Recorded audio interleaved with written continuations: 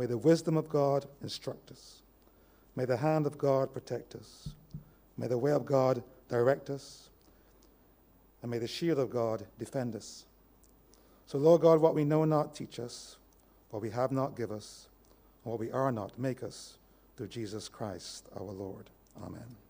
Say the Lord's Prayer. Our Father, who art in heaven, hallowed be thy name. Thy kingdom come. Thy will be done on earth as it is in heaven. Give us this day our daily bread, and forgive us our trespasses, as we forgive those that trespass against us. And lead us not into temptation, but deliver us from evil. For thine is the kingdom, the power, and the glory, forever and ever. Amen.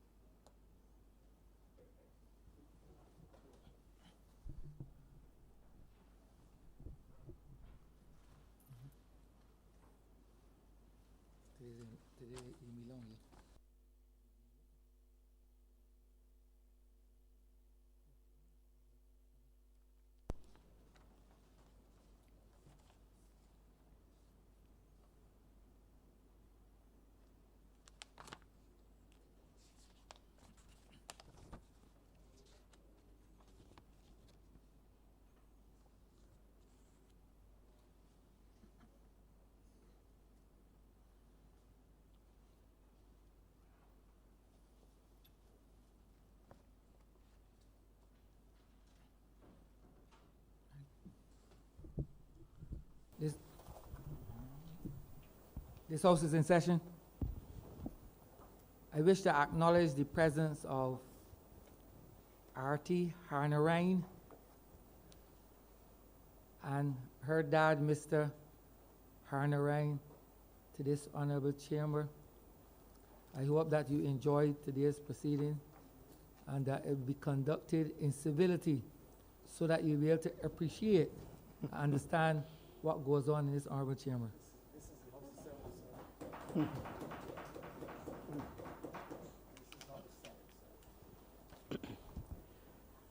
Minutes for the meeting held on Tuesday, October 12, 2021 to be confirmed. Honorable Leader, Government Business. Thank you, Mr. Speaker. I beg to move that the aforesaid minutes be confirmed. The question that the aforementioned minutes be confirmed. All those honorable members in favor, please say aye. Aye.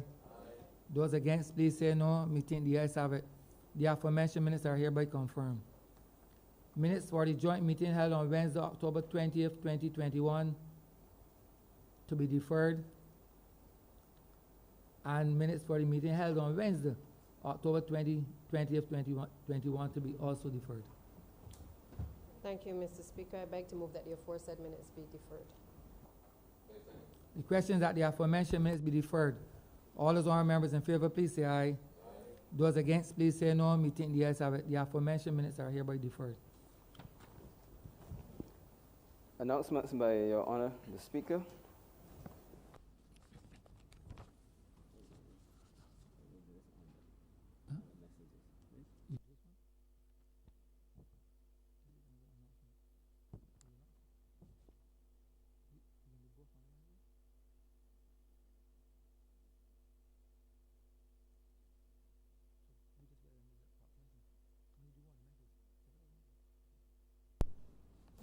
Messages from Her Excellency the Governor General. Her Excellency the Governor General to the Honorable the House of Assembly. Her Excellency the Governor General hereby informs the Honorable the House of Assembly of the following.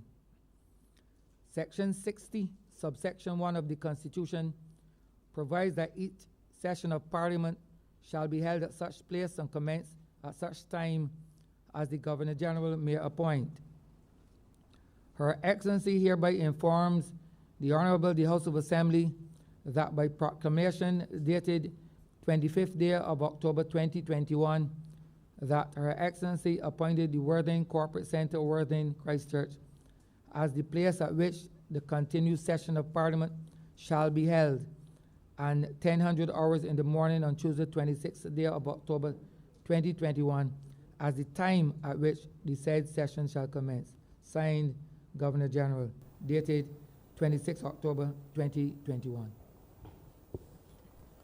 Petitions, papers, government notices. Honorable Leader, Government Business. Mr. Speaker, I beg to give notice of the Barbados National Honours and Decorations Bill 2021.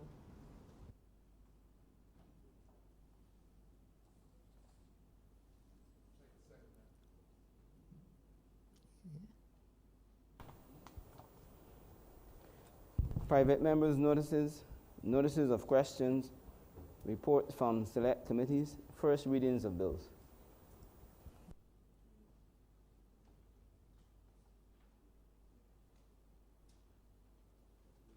Honorable Leader, Government Business.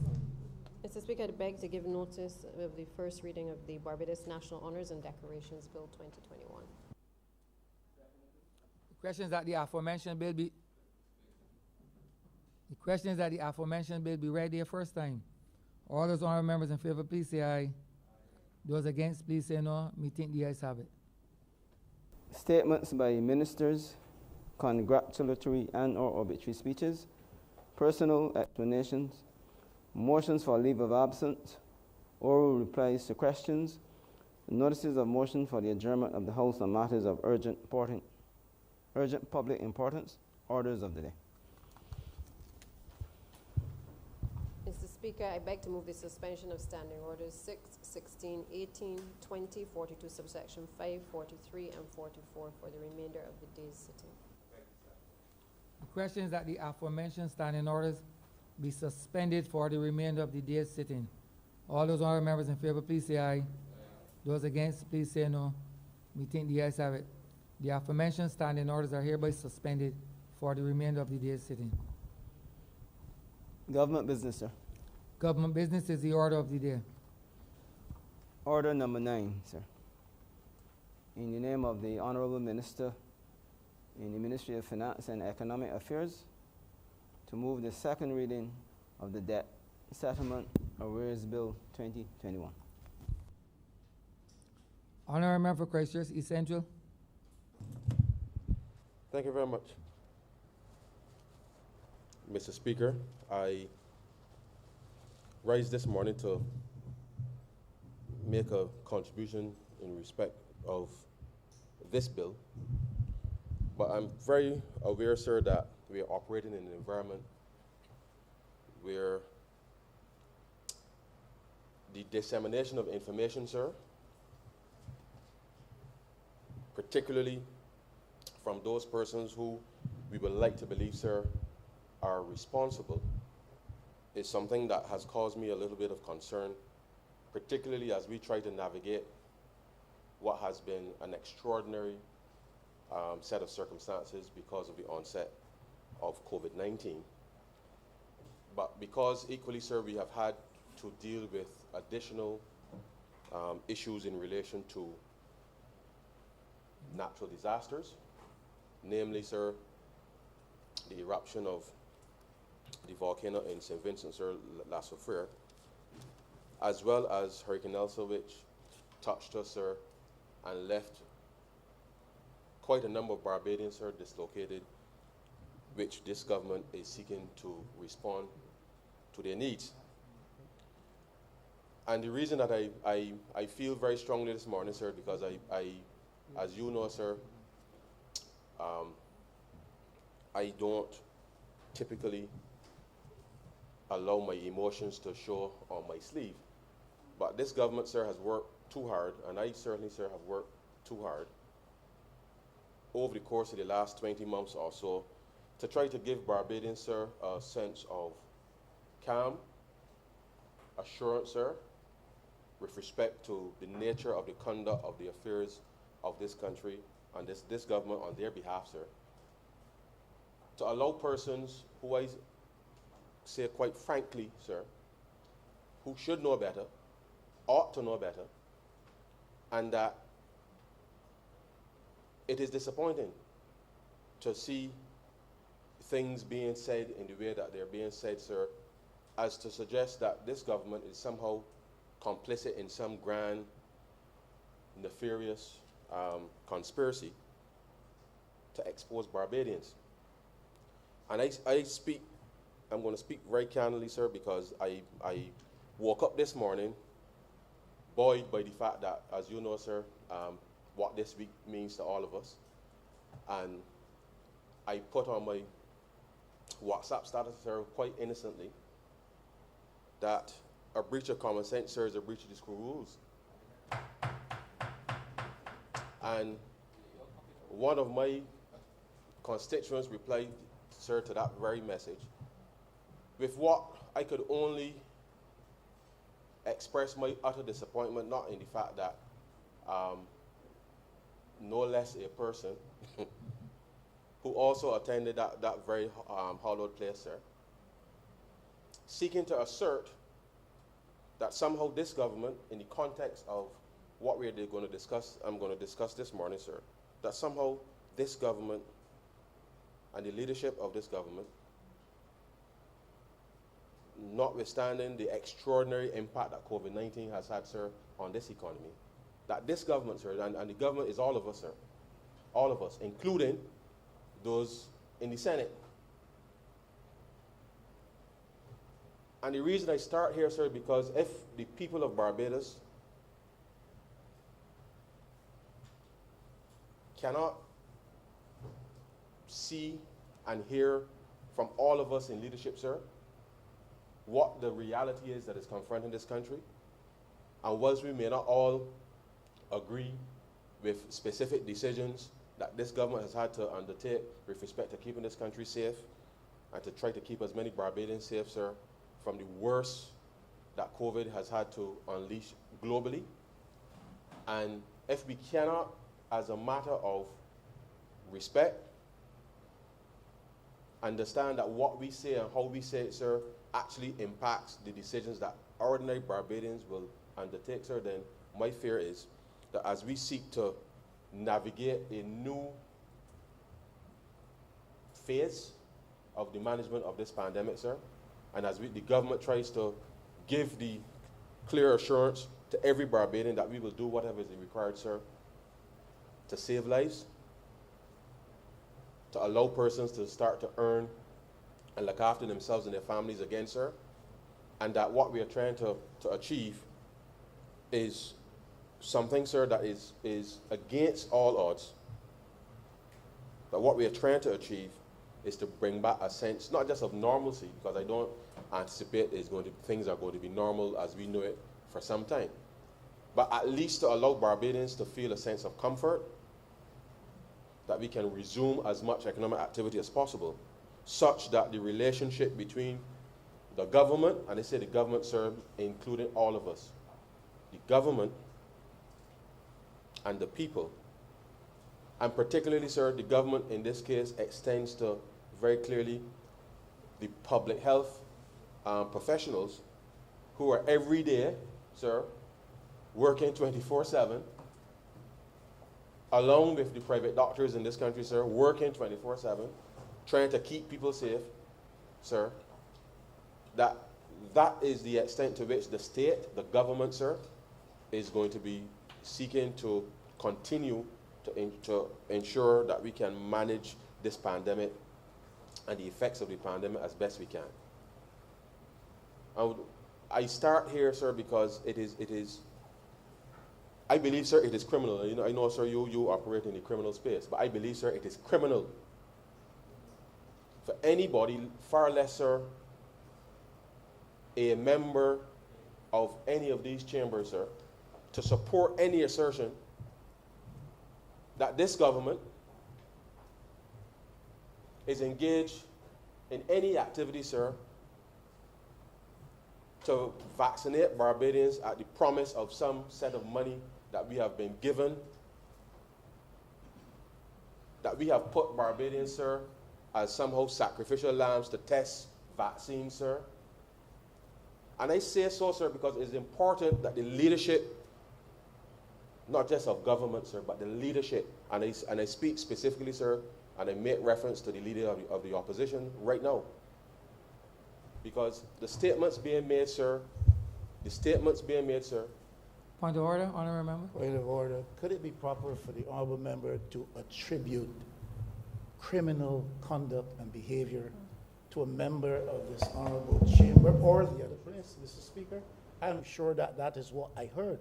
And emphasize it is criminal. No, he links it with the opposition in the other place and the opposition in this house. I ask that that be withdrawn. In fact, he should apologize for that. Mr. Speaker, if I may be allowed to finish my statement. Honorable member, you said criminal conduct? No, I did not. I said I believe it is criminal. I never said anything about criminal conduct, sir.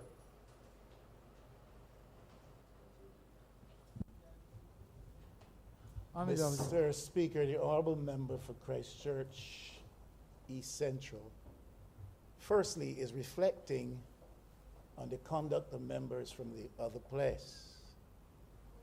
He referred to what they said as being criminal. He then linked their behavior somehow to the office of the leader of the opposition in this place. That is highly improper. And I think that he must withdraw those remarks. In fact, he should apologize to this house. Mr. Speaker, Honorable member, if you have attributed any nefarious activity bordering on any criminal intent and or conduct on behalf of persons in this honorable hallowed chambers or in the other place, those remarks are not to be uttered in this honorable chamber. sir, if that is your ruling, I accept that, sir. Mr. Speaker, point And of I- order. and I I- think not only should remarks not be made in this, he should withdraw them and apologize. Honorable Leader of the Opposition, while I understand what you may desire, I am the person who conduct these proceedings in this chamber. Mr. Speaker, if it would make the honorable leader of the opposition comfortable, sir, and I take your ruling, sir, I shall withdraw the statement, sir, because the leader of the opposition, sir, is supporting by his response, I can only assume, is supporting the notion, sir, that this government is somehow in collaboration. Honorable member, even before you, please say it so I can speak.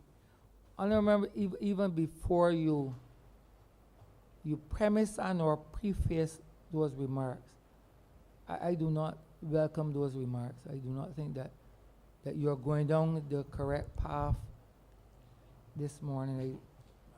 I do not think that you should go down that Mr. path. Speaker, To attribute and or, in essence, give the inference that the leader of the opposition might be condoning that conduct. I do not think that you ought to go down that line of speaking, sir. okay, sir. I accept your ruling, sir. However, as Barbadians navigate, sir, a very stressful time in this country, sir, as Barbadians navigate a very stressful time in this country, sir, people who are in public office, sir, including anybody who is appointed by any member of this place to serve the public, sir, ought to be aware of the responsibility that they have, sir, to the people. To the people, sir.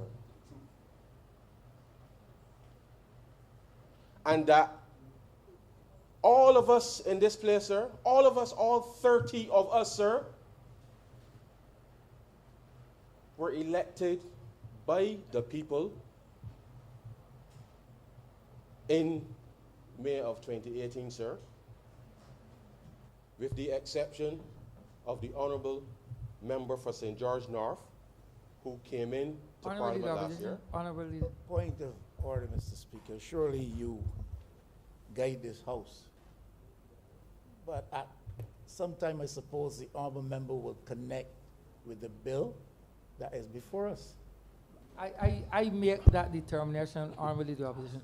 I make that determination. And Mr. Speaker. no one else Mr. Speaker, has the authority but myself. Mr. Speaker, sir, if the honourable member would permit me to connect to the bill instead of interrupting, sir, which is his right to do, but if you will allow me to connect to the bill, sir, that is important.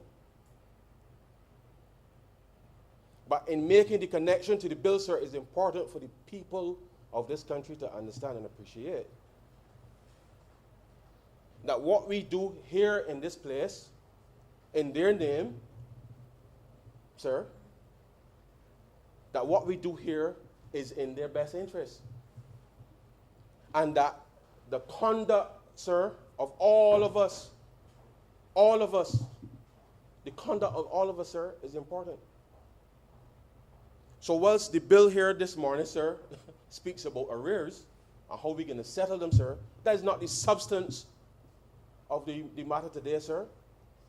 Because it is not the substance, sir, because the reason I believe, sir, and sir, I'm leading the bill. I'm leading the bill. But when we have public officials appointed, sir,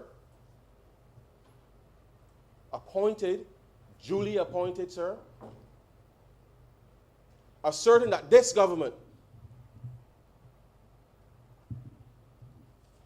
receive money for vaccines, or the promise of money, sir, for vaccines, and that we somehow, sir, have put Barbadians on the front line with respect to vaccines and the administration of vaccines, sir, is to tarnish not just all of us in this place, sir. And I say leadership matters, sir, because you cannot have someone or anyone or any affiliates, as far as I'm concerned, sir, as far as I am concerned,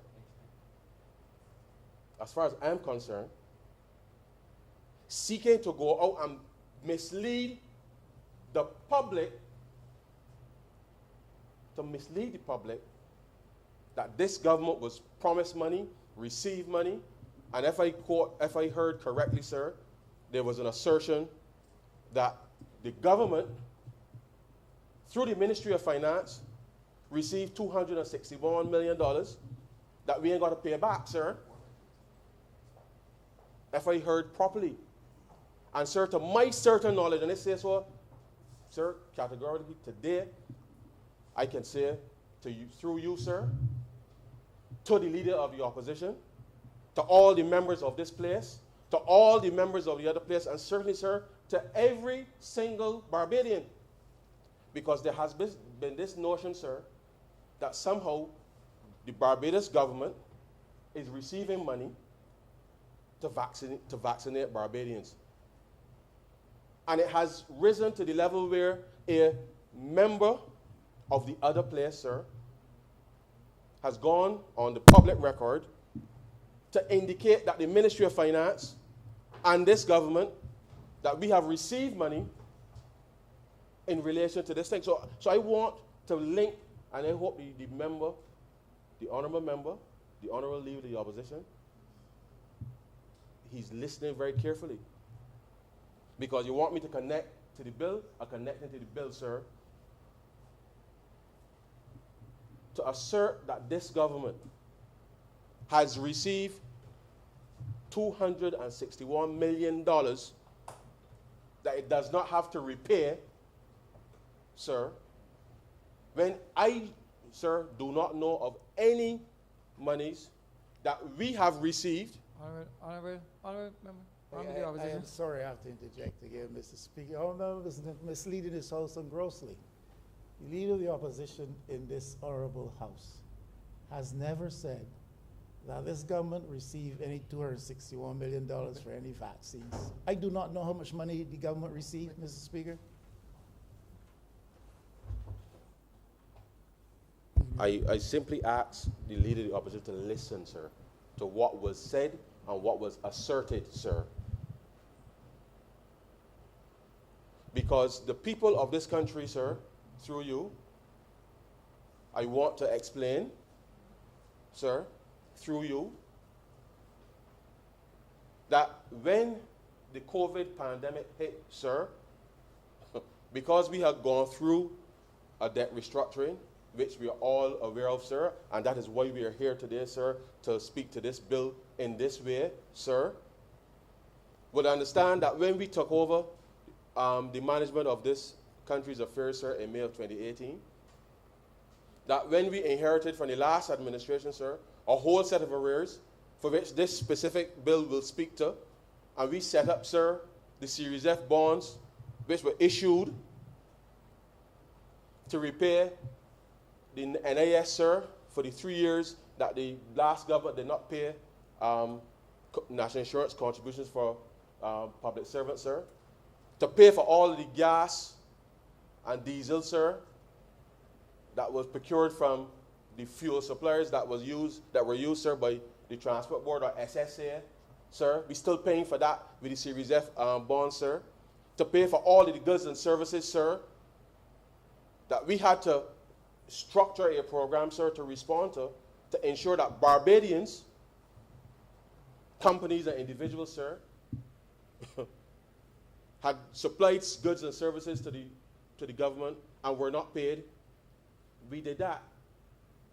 And therefore, when this pandemic hit, sir, because we were meeting our targets, this government was able to go, we went to the international community, sir, in response to the pandemic, and we received additional resources. Because our revenue, sir, dropped by about $600 million, sir, because the economy contracted by over $2 billion, sir, last year.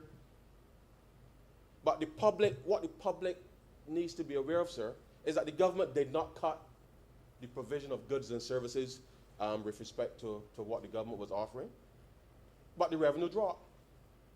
And we were able, sir, to finance the difference, the $600 million in revenue, sir, that was lost. We were able to finance because we were able to get additional resources, sir, from the International Monetary Fund, the World Bank, sir, and the IDB, sir, with respect to being able to help us to finance our way through this very torturous journey, sir.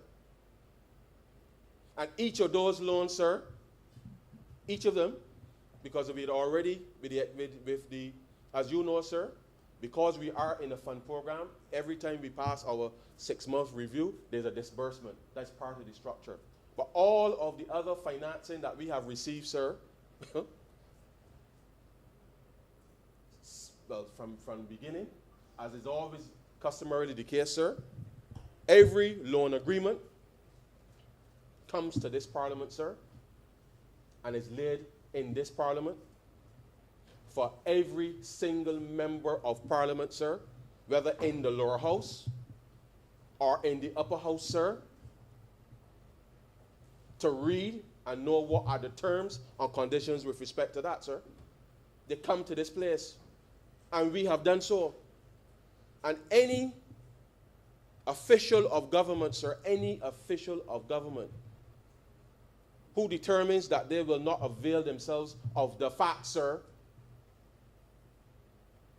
of the facts, and go out into the public domain for some strange reason, sir, and to assert and to attribute some nefarious activity that this government, that we don't care about Bajans, I find that insulting, sir. I find it insulting. And you know what's hurtful, sir? And the reason that it really pains me is that, and I make reference only in the context of leadership, sir. I voted for a gentleman, sir, on May 24th. You understand, sir? I voted for a gentleman on May 24th. And I thought that that gentleman, sir, was worthy of my vote on May 24th, sir. I thought he was worthy of my vote on May 24th. Let him finish. Absolutely correct. I thought he was worthy of my vote, sir, on May 24th, 2018. But the kind of conduct, sir, that I am seeing exhibited now, where the country, sir, the country really needs leadership, sir. It needs leadership at all levels. And the rest of us, sir, have been trying to pull this country along this very torturous path, sir. This is very torturous, and it's hard. It is hard. And to be somehow, in any way, sir, associated with... Honorable member. Point of order, sir. Point of order, Mr. Speaker. I think the honourable member is misleading the House From what perspective, honorable member? and is imputing less than honourable character, conduct To whom? to my Honor- honourable self. You because can- he no. referred, Mr. Speaker, if Please, you would, I'm listening. if you would allow me, Continue, I'm he listening. referred to the person for whom he voted in the last election, and as far as I know, he voted in St. Michael West, so that must be a reference to myself. You can guide me if I'm wrong. I am guiding you, sir. You never say, your name was, there were two candidates. Honorable member, please sit while I speak, sir. Please. No name was mentioned. You were not, honorable member, you were not the only candidate in the election. If I may say that. Thank you for your, Right. thank you for your, So he never said that he voted for you, honorable member, so no inference thank you can for be your, drawn to that. thank you for your intervention, Mr. Speaker. But I think we're all clear that the honorable member is indicating a vote for myself. There were more than two people in the last election. In fact, I correct you, there were more than two. But he couched his remarks in the context of leadership, in a speech in which he's questioning the quality of leadership from this seat with respect to behavior in the other place. And Mr. Speaker, he is attributing less than honorable worthy character to myself. I voted for a man who I thought was worthy. I know, Mr. Speaker, we vote for people because of the character we perceive them to be possessed of. We vote for people because of what we think they will do for us or because of what they have done for us. And perhaps the honorable member for Christchurch East Central can speak to what this honorable member did for him personally and for his family for years. Honorable member, I see no point of order. See no point of order. Mr. Speaker, I would hope that the honourable member would adopt the same posture with those whom he's affiliated with. But, Sir. honorable member, And I say so, honorable sir. member, please listen, please. Let us not become personal. Sir, this is not personal. So please Sir, listen, no, honorable sir. member, please listen. And I will let you to say it when I speak. This chamber is a hallowed chamber. Ought to be conducted with a degree of decorum. We have come here to debate the people's business. There is no need to descend into certain arenas that lend itself to chaos and confusion. There is a young lady who has come to visit this chamber for the first time in her young life. in acknowledging the presence of Ms. Harriet Narine, the first thing I ask is that I hope that this sitting this morning would have been conducted with a degree of civility. We owe it to our young people to express civility and to see the conduct of our affairs in the public domain that way. I would very much appreciate if the debate could go along those lines. Continue, honorable member. Mr. Speaker, I thank you very much for the clarity you have provided, because I think it is important that young people be given the example, sir, to follow.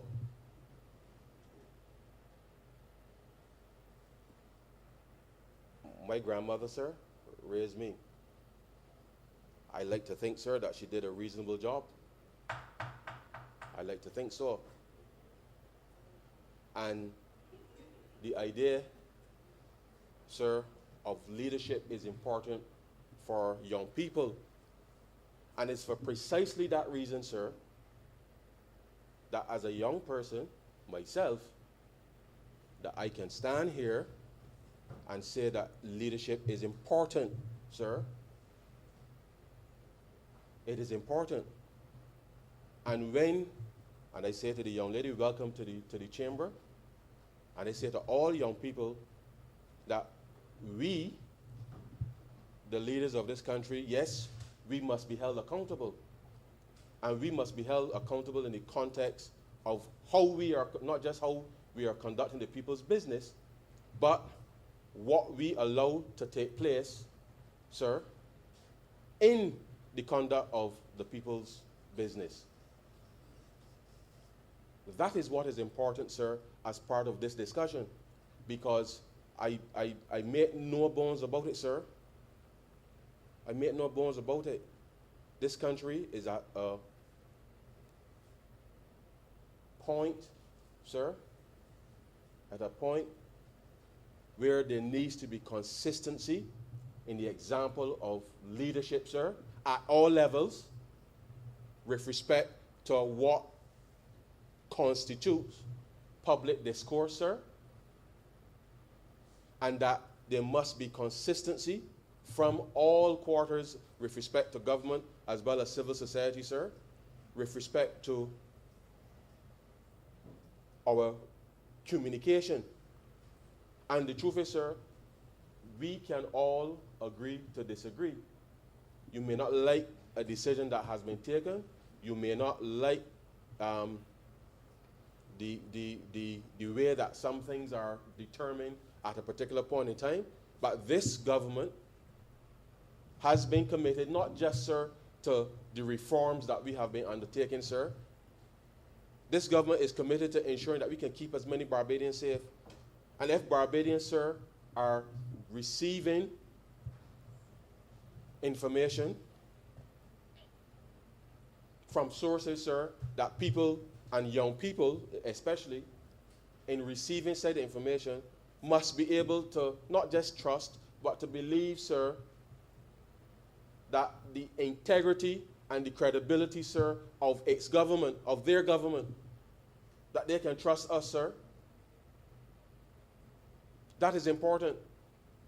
And so I say to the young lady that this debate this morning, whilst we are here to discuss the debt settlement arrears bill, that we can't do it and not understand the context, sir, for which things are being said.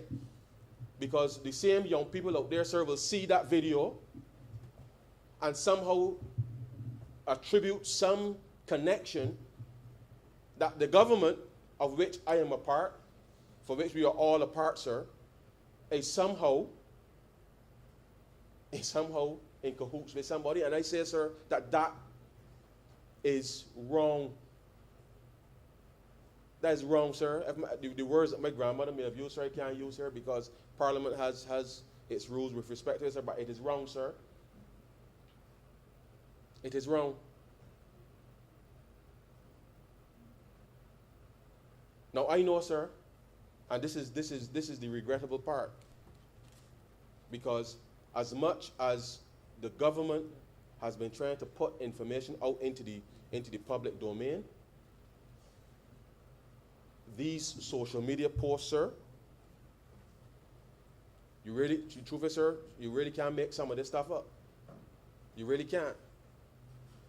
But I assert to every Barbadian, sir, and I deny, sir, in the strongest possible terms, sir, the government of Barbados has not received any money from anybody, sir, in relation to vaccines, as any condition for anything, sir. And further,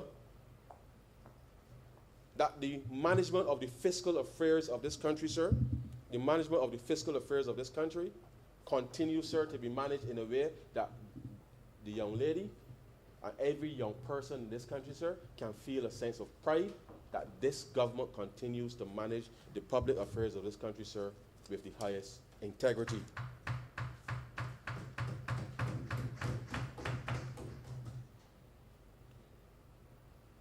It is critical, sir. It is critical, and I, as I told you, sir, I woke up this morning to come here to present this bill with a different frame of mind, because I was going to talk, sir, about how, because of COVID, the disruption with respect to our debt to GDP metrics and all of that, sir, I was going to talk about all those things, sir. Until I saw that nonsense, sir. That nonsense. Nonsense. And somebody has to say that it is nonsense, sir. And I know that the people of this country, sir, are tired. They're frustrated. The impact of COVID, sir, has disrupted many lives, sir. Many lives. And at a juncture now where, sir, we are trying to get, one, sir, as many people vaccinated so that we can lift restrictions, sir, so that we can start to see, for the very young people, sir, some of whom may have left school, sir, in the last 18 months, but they're in a job. For the young people, sir, they're in a job because COVID and the restrictions associated to protect people, sir, those restrictions have meant that the number of jobs that would ordinarily be available, sir, were not available. And therefore, rather than trying, sir, to encourage as many Barbadians, sir, to accept that part of the way forward is not just the vaccination, sir, but certainly the following of the protocols, so that jobs can come back to the very young people, sir, that this government has been trying so hard to try to provide as many opportunities for, so that the private sector, sir, can see a return to activity that would facilitate, sir, the absorption of jobs for these very young people, sir, that we're trying to set this example for. That this debate, sir, is not just about how the government can settle the array, and that's important. Trust me, that's important.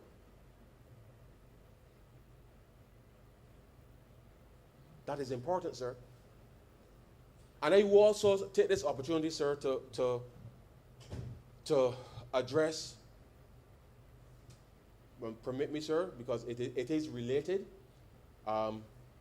since we were discussing the notion of the government receiving monies for vaccines, which don't have to be repaid, sir. I want to, through you, sir, because as I was coming in to the Parliament, sir, I just heard the introduction of one of the calling programs today. And you know, sir, it is interesting how the narrative gets out there. It is carried, and people repeat things, sir, without, sir, sometimes stepping back and looking at what is the bigger picture. Now, sir, I through you, I want to remind the public, sir, that when we are having a discussion about the price of vaccines, so just permit me a minute, sir. When we are discussing the price of vaccines, and that the developed countries, sir, have purchased vaccines for $2 and $3 a dose, US dollars, sir, per dose, right? And we try to connect what Barbados have had to pay for vaccines, sir, or would pay for vaccines. It completely ignores the fact, sir, it completely ignores the fact that more than $18 billion, sir, were put in by the world's Western economies, United States, as well as European countries, sir.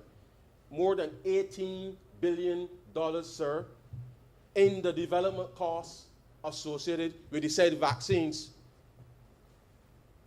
So if you understand that if you paid for something, sir, in its development, then when it comes onto the market, sir, then you get a preferential rate. But it's not just that you get a preferential rate as well, sir.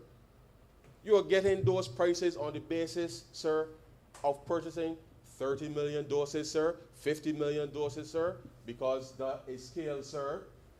So I came into this parliament this morning, sir, to have a discussion about that.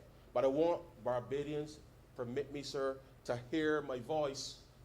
You cannot have a discussion about what the United States or Europe, sir, on the basis of what they have paid for vaccines, when they are the ones who finance, sir, the development of the vaccines. So if we are going to have an open discussion with our young people, sir, so that this information is being propagated in the public, then all of us, sir, have a responsibility, all of us, to tell the very young people the truth, sir. Barbados did not put a cent into the development of vaccines. You think we had $1 billion to just go and put into vaccines when we lost $600 million in revenue, sir? That we could then say that we could get vaccines at $2 or $3 or $5 a dose, sir? Barbados and CARICOM, sir, joined with the African continent in an attempt through COVAX, sir, to try to procure vaccines at scale. And even then, sir, it was not enough to be able to vaccinate people. So the cost that Barbados would pay for 300,000 doses, sir, of vaccines, when people talking about 30 million doses and 50 million doses a batch to get that scale, sir. What do you think you can pay for 300,000 doses of vaccines, sir? You think you can pay the same $2 or $3 a dose, sir? That's basic demand and supply, sir. And therefore, when people come into any of these places, sir, to have a public discussion, I just would like to appreciate the young people to appreciate that the world, sir, operates on the basis of, I would say, rules, sir.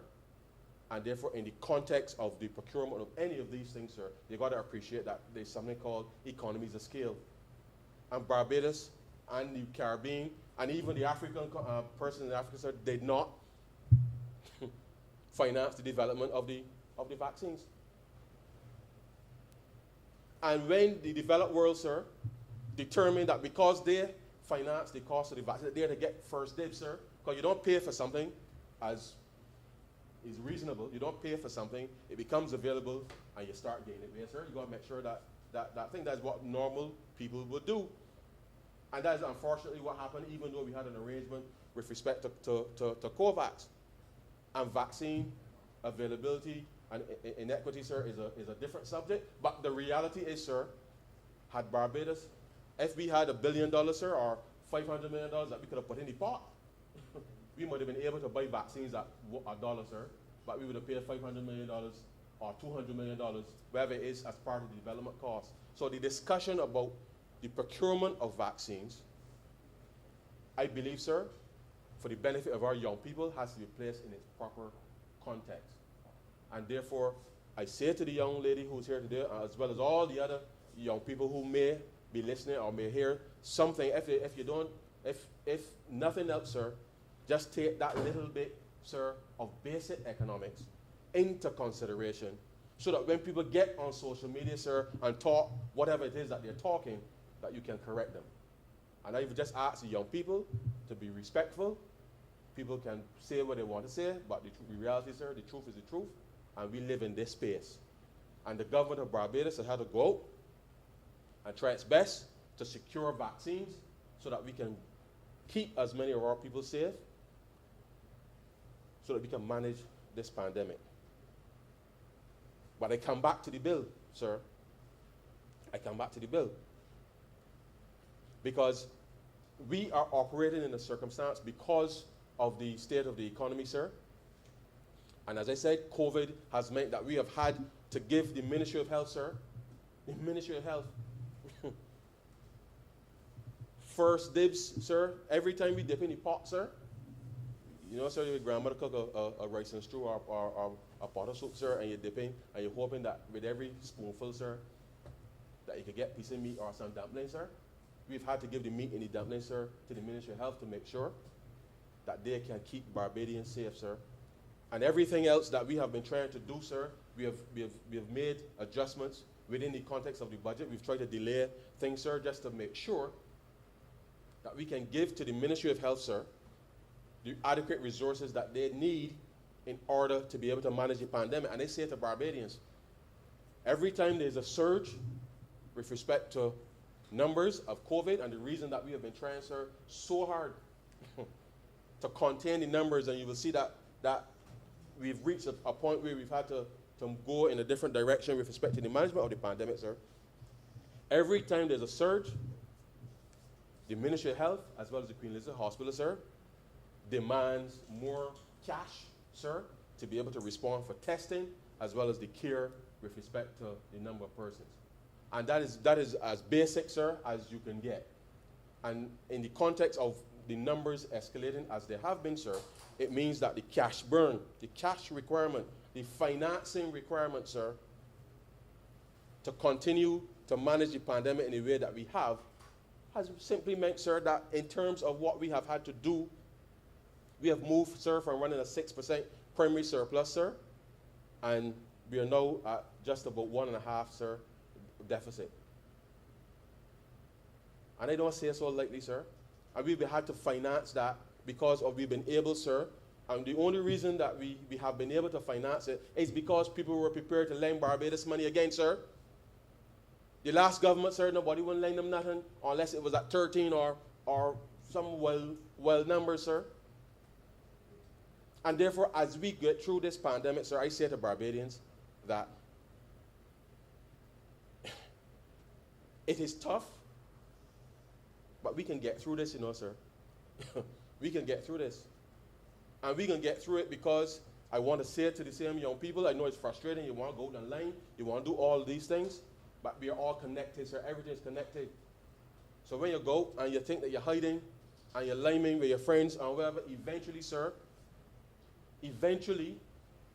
regrettably, it is going to come back at some point into your household or your family, sir, because all of us, sir, at some point, or most of our circumstances, my aunt lived there, my grandmother there, my uncle over there, sir, I live here, my neighbor next door, we tight, sir. So you got about 4 or 5 houses, sir, that in a small space, everybody's family, sir.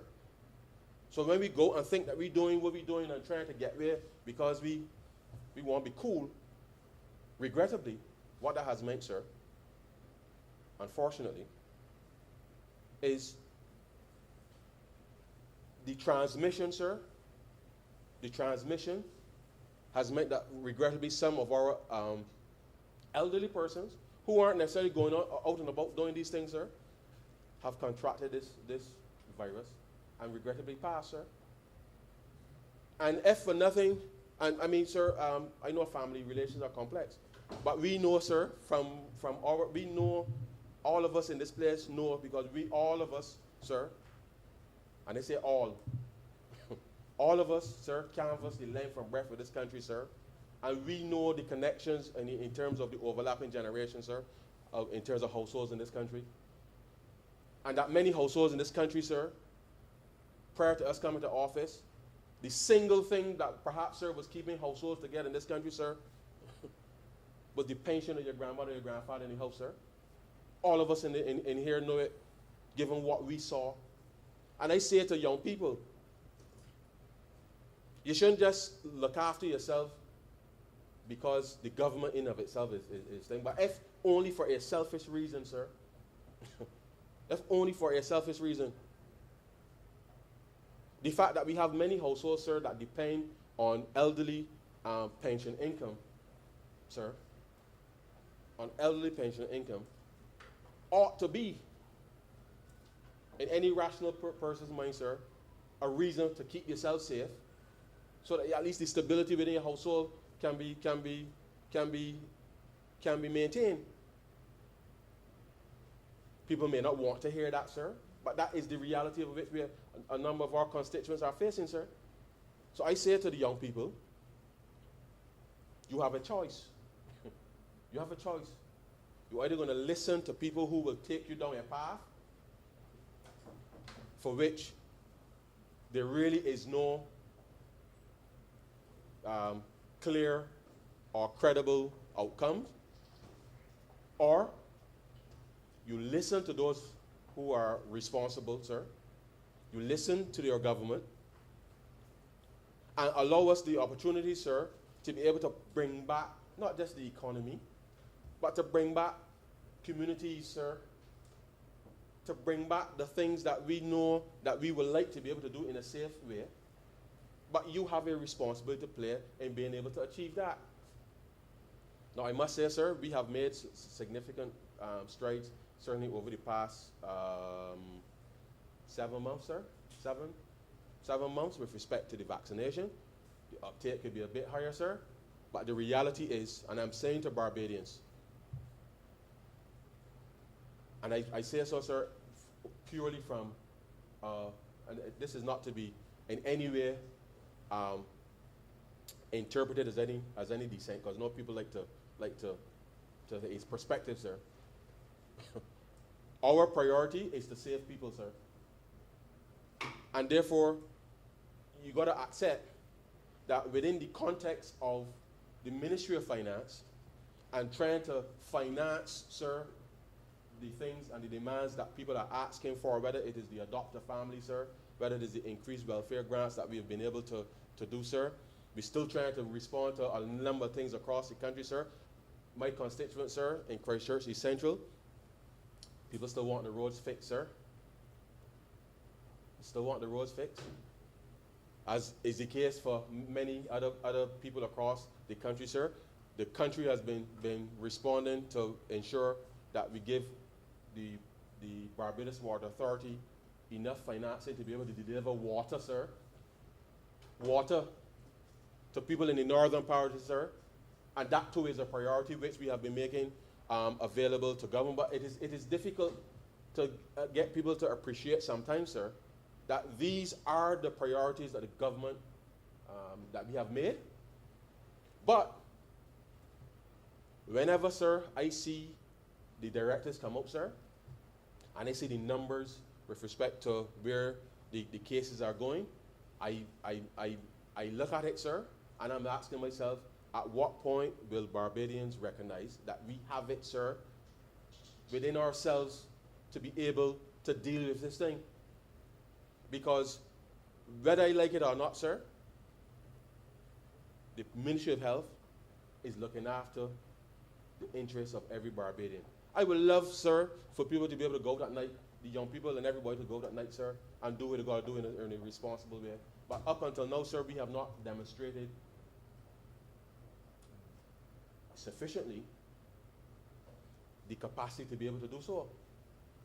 And the critical, and I think the critical point here, sir, is to ensure that even with the increase in cases, we want to ensure that we limit the number of deaths. We want to limit the number of deaths, sir. So, the maintenance of the curfew, sir, certainly has an impact on economic activity, because it means that at 9 o'clock, when the curfew comes in, sir, it means that there are no more VAT transactions, sir, that we will get revenue from, sir.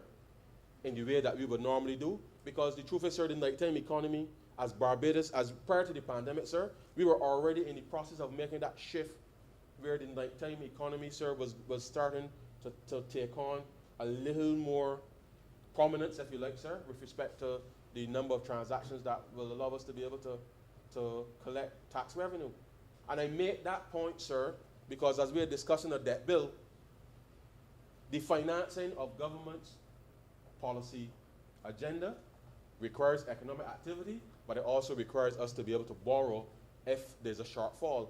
And when you lose $600 million in revenue, sir, and we impress upon people, follow the protocols so that we could get vaccinated, so that we can credibly relax some of the restrictions, so that young people, sir, could get some work too, you know, sir.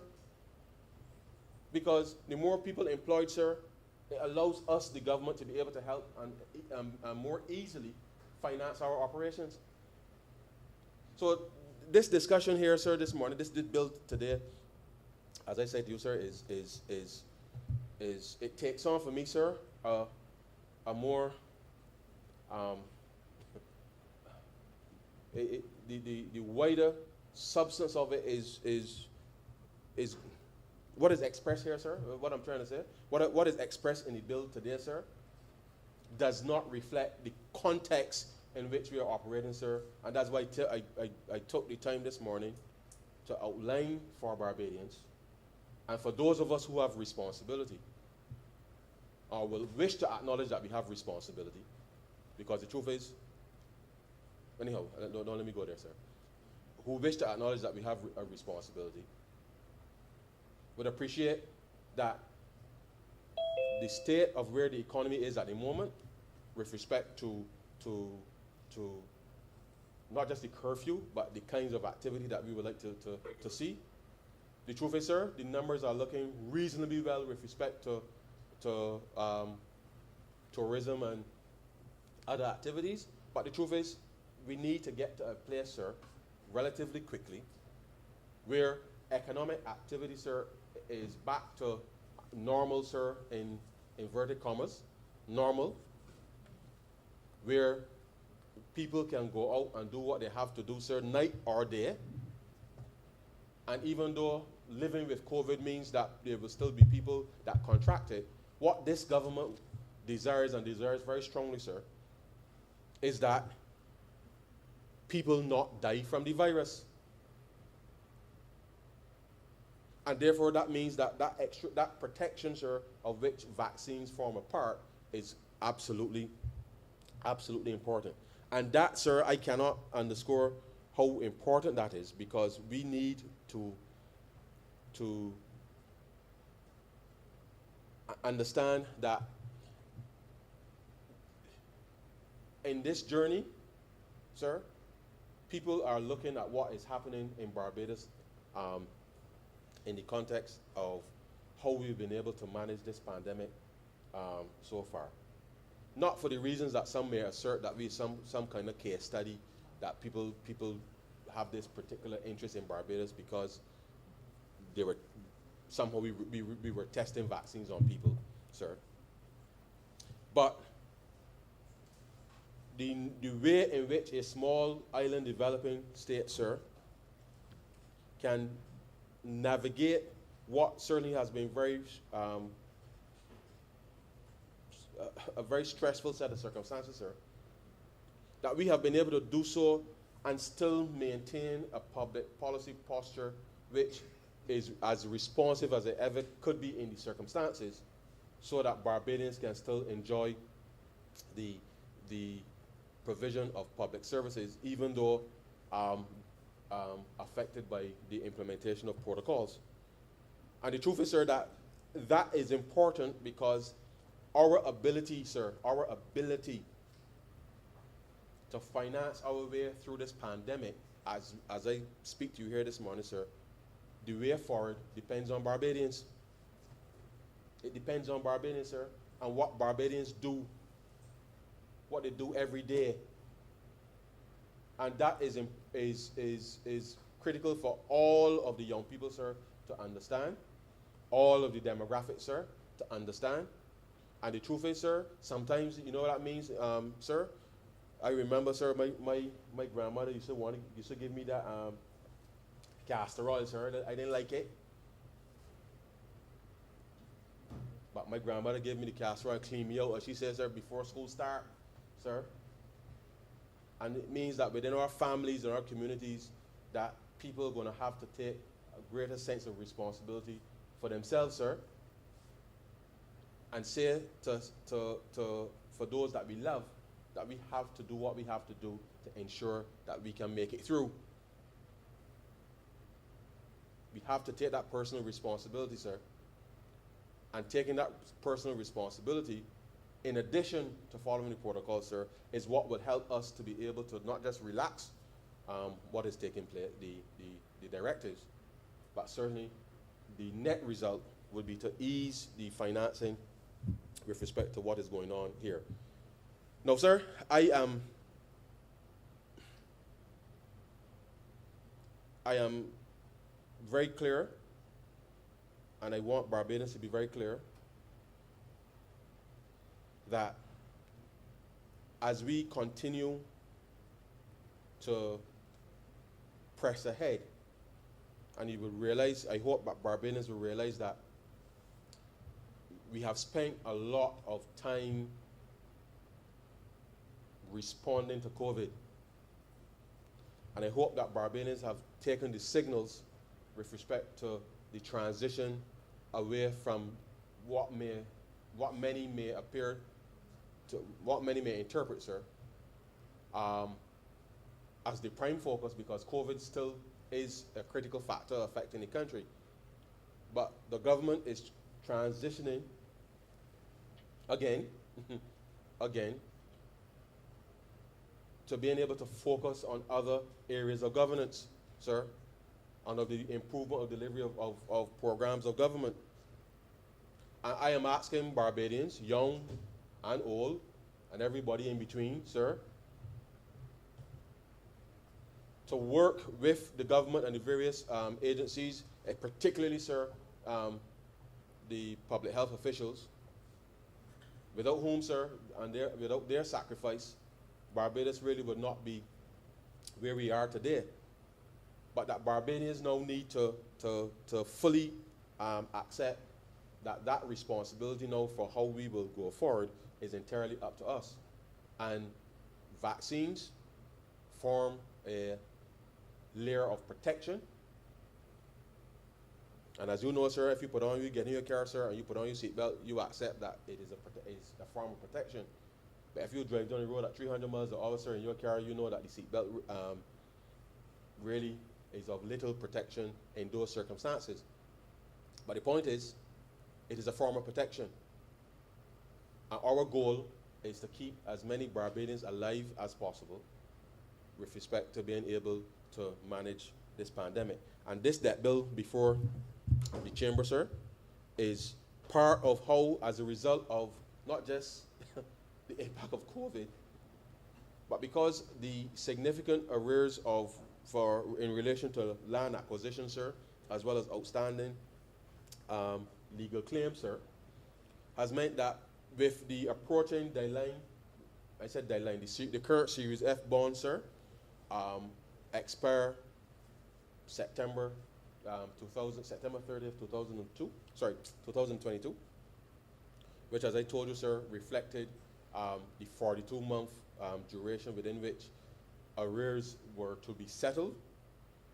We are now creating, sir, this new series, which is flexible, sir, because unlike the Series F, which had a defined period of April 1st, 2019 until September 30th, 2022, and I signal certainly to all those persons that claims are due. Like basically where we are, sir, with respect to what we are doing here, we are simply putting a framework in place, sir, to ensure that the settlement of the principal of those arrears can be done over the 42-month period. All of these bonds, sir, as have been the case since we completed the debt restructuring, all of these bonds are capable, sir, of being traded within the context of the open market. And I take this opportunity, sir, just to indicate that because of the nature of the cash flow and the financing of government's program, I say to all parties that the best way and the easiest way for the government to be able to settle, sir, any obligation at this particular point in time is for us to be able to structure out a program within the context of the public finances over 42 months to be able to settle these matters. Because some persons have taken a position, sir, that they want their cash up front, which is not unreasonable in the context of if we were operating in a normal environment. But we are not operating in a normal environment, sir. And whilst the Ministry of Finance and the government would love to be able to settle anybody's obligation up front, the fiscal situation, sir, the situation of the economy in terms of where it is at, does not allow the government the ability to do so and settle with you in full. So the easiest way for us to be able to settle that principle is to do it over the course of 42 months, allowing us to be able to structure out, sir, what it is that we are collecting by way of revenue, what we are paying out in terms of debt service and everything else, sir. And the reality is, sir, that a lot of these claims have been outstanding for in some instances, sir, more than 20 years. So having waited 20 years, we are making a credible attempt, sir, 2 persons, to be able to settle the obligation that government has to these persons. And I'm saying with all sincerity, sir, that this framework, once agreed, allows us to pay you, sir, pay any Barbadian the obligations that the government may have to honor with them in a structured way. And our policy posture is that clearly, once these are settled and entered into, then the government makes a provision, and every month you get your equal installment, and it allows you to be able to go on and deal with matters. And if persons, sir, are desirous of not operating in this way, then you are left then up to when and how we have any cash that may be available to be able to settle.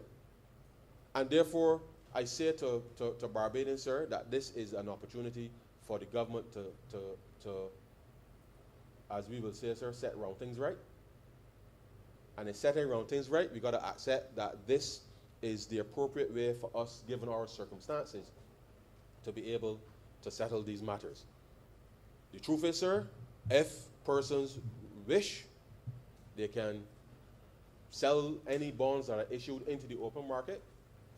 Of course, once you go into the open market, people would expect a discount because they will purchase the bond and they will receive the monies in full over the course of the 42 months. There are options.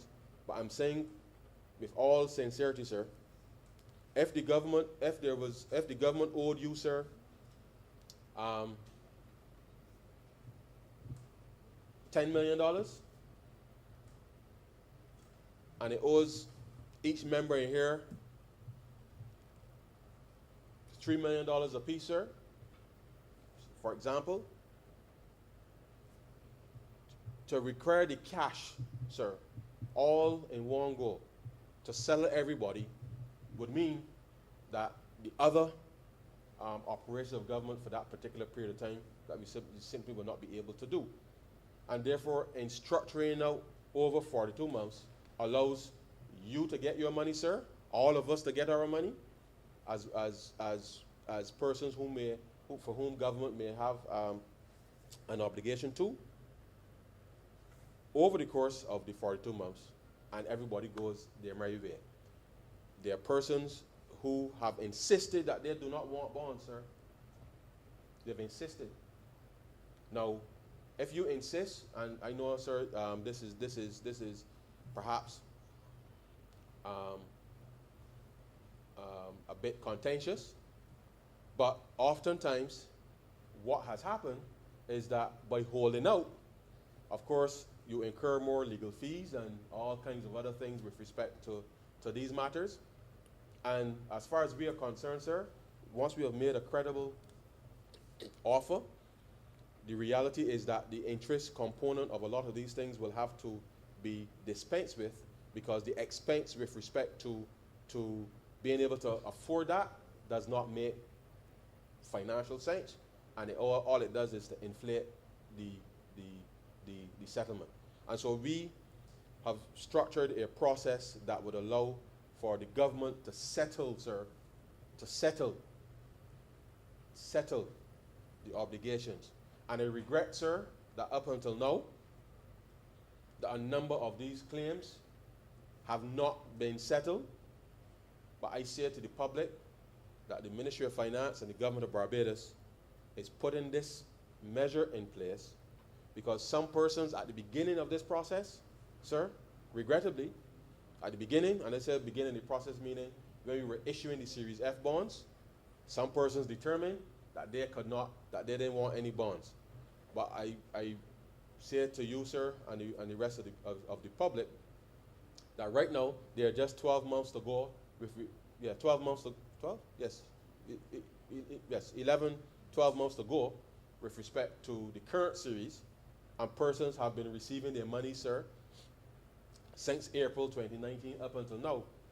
And whilst it may not have been the preferable for them then to accept the structure, a number of people have been paid, sir.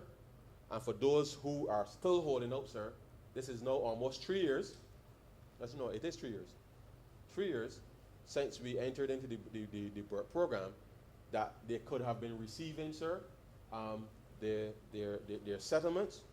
And I say to them, go back, look at the numbers, and let us come to the table, sir, and settle these arrangements, because going forward, the accrual of interest and all the other fees associated with trying to negotiate it simply does not make any sense, sir. And regrettably, I think some persons feel very strongly that they should get all their money in cash, but the reality is, sir, we do not have the capacity to settle everybody's obligations upfront in cash.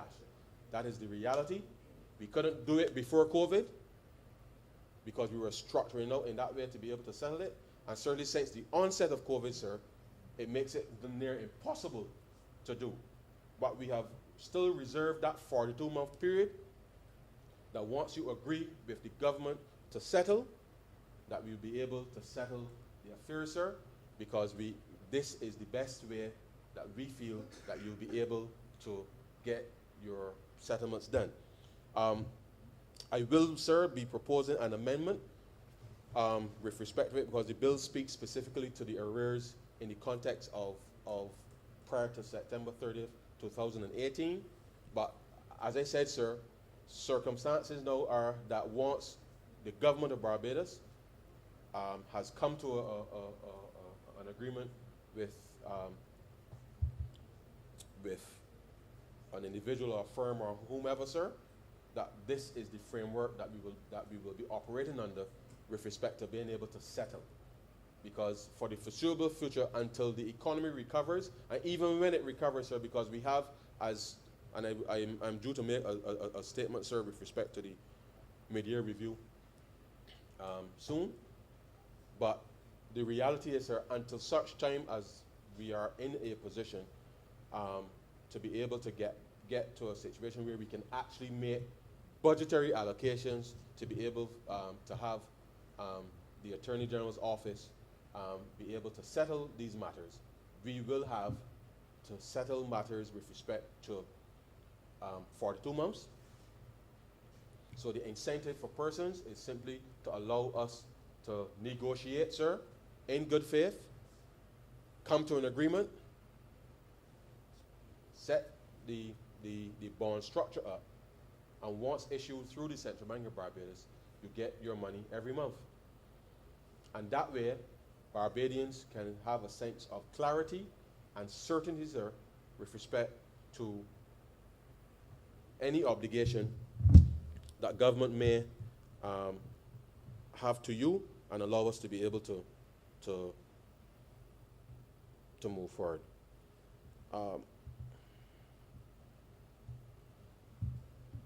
Sorry, my iPad gone sleep, sir. Hold on, give me a sec.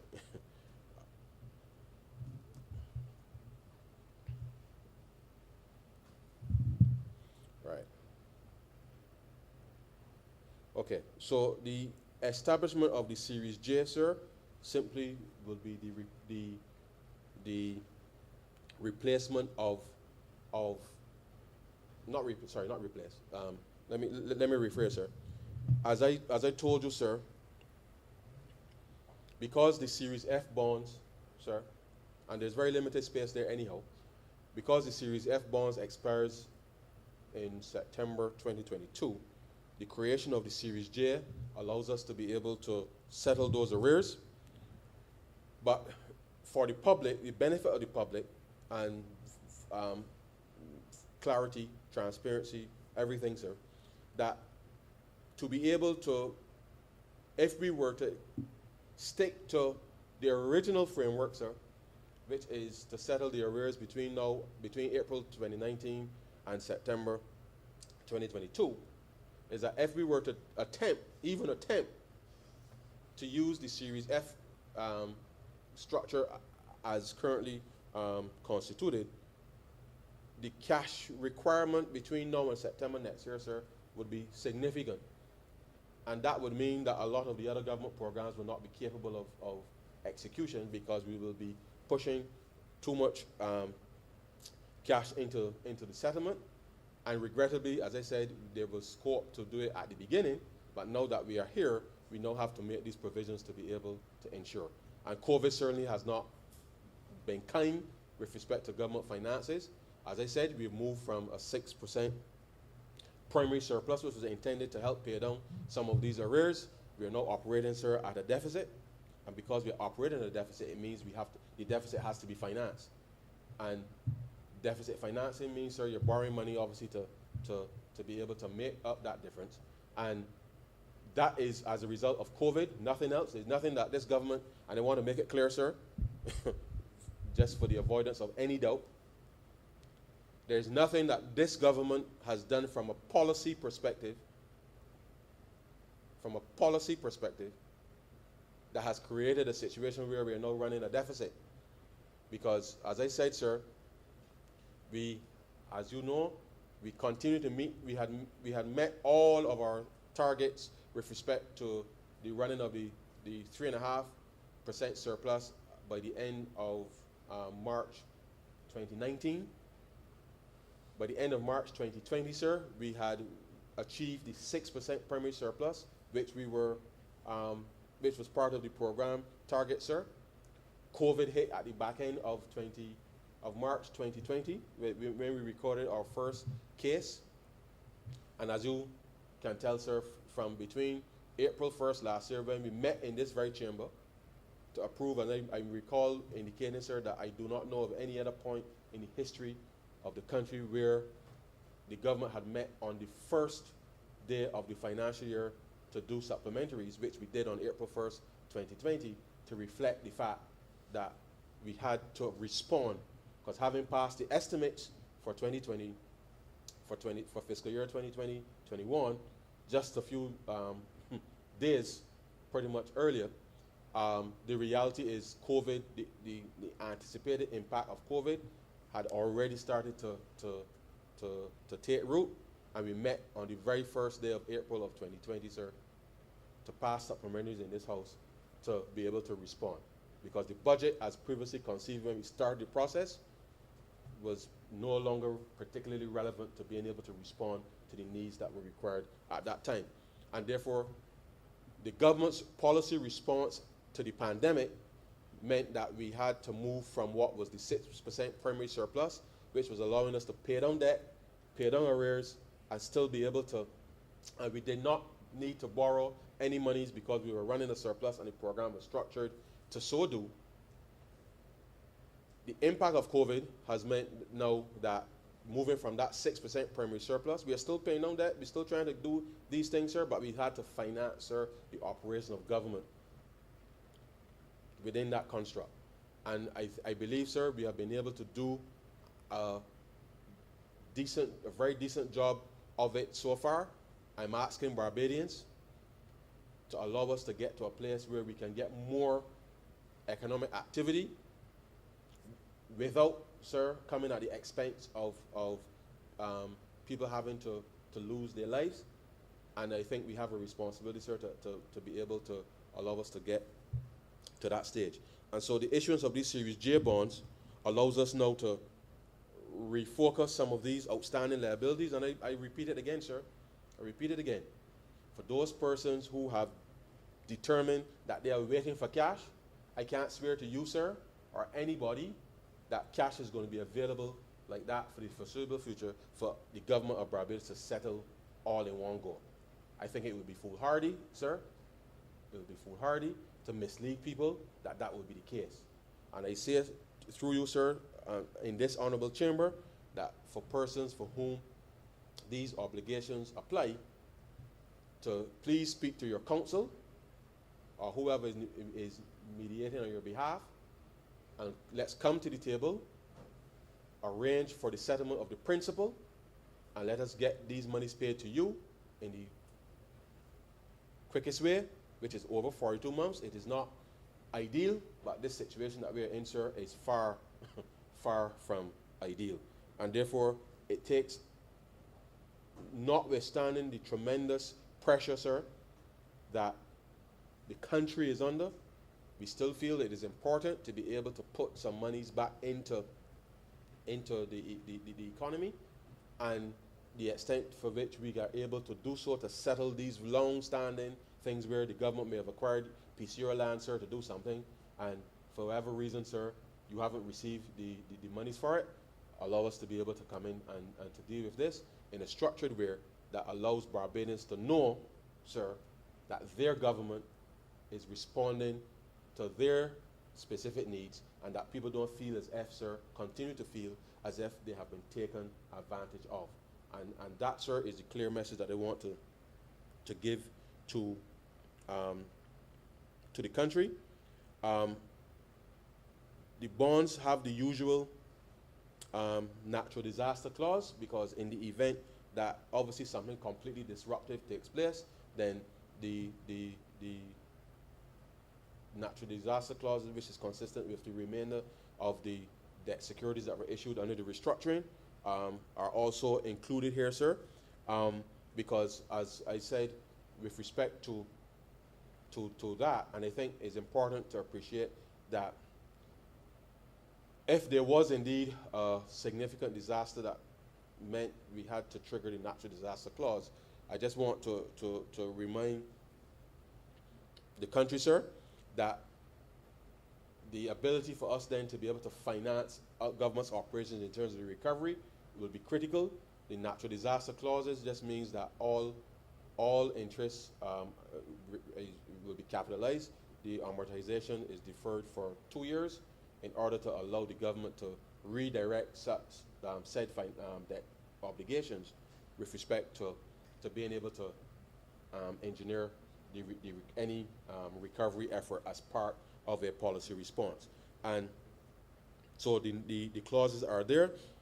The obligations in relation to land acquisition before 30th of December 2018, obligations to the Crown pursuant to clauses of, obligation of the Crown to persons in respect of causes or legal claims instituted against the Crown before 30th of September 2018, and any Barbados denominated arrears incurred or assumed by the Crown before September 30th, 2018.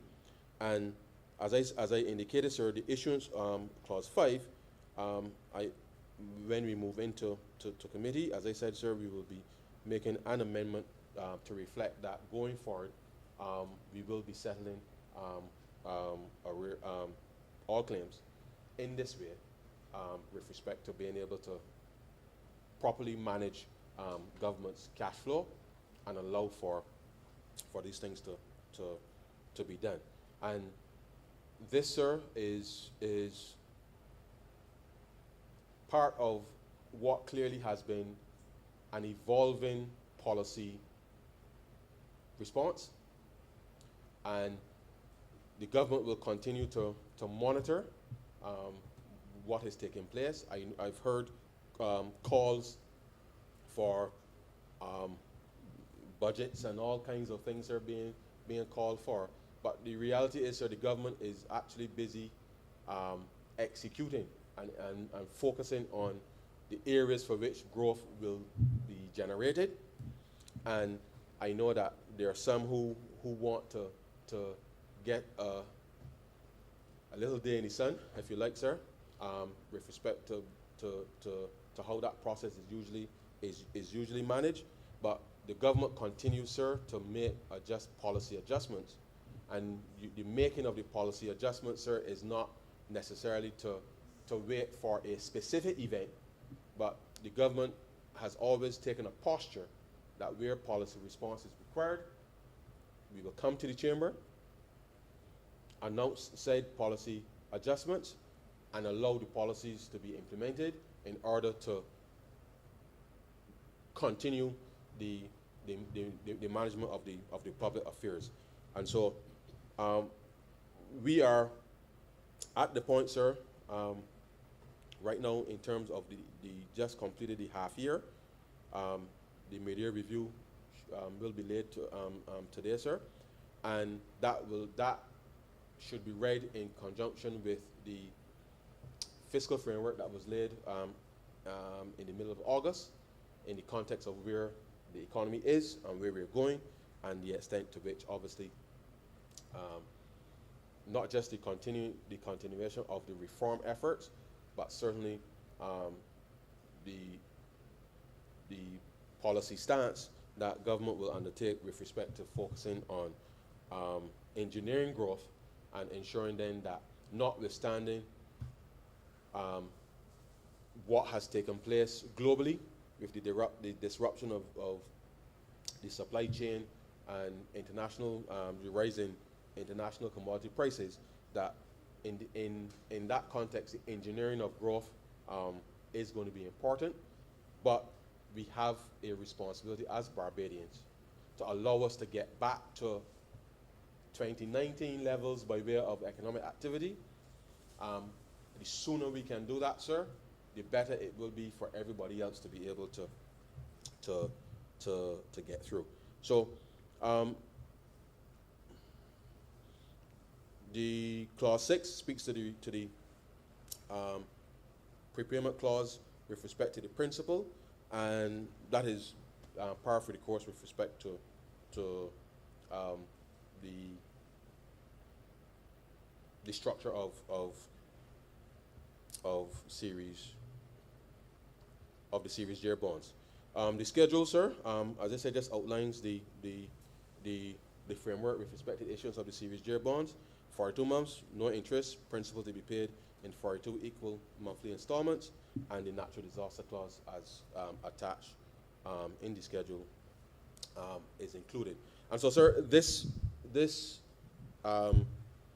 debate, I hope, would have provided some context for the environment in which we are operating. I fundamentally believe, sir, leadership matters. And what we do, sir, how we communicate, that matters, sir.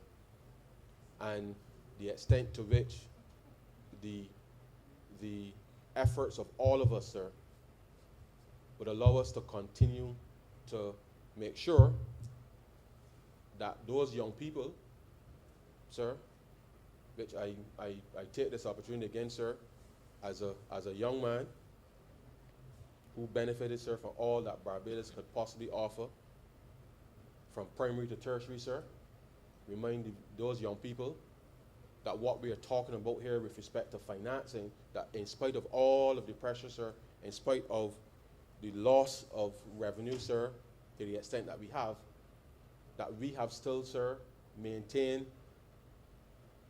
free, at the point of delivery, sir, education for all Barbadians from primary to tertiary, even though in a different mode of operation, sir. We have been able to do so, and we will continue to do so, sir, because the development of this country, sir, requires that we give these young people the best chance that they can have to be able to take on the world, sir.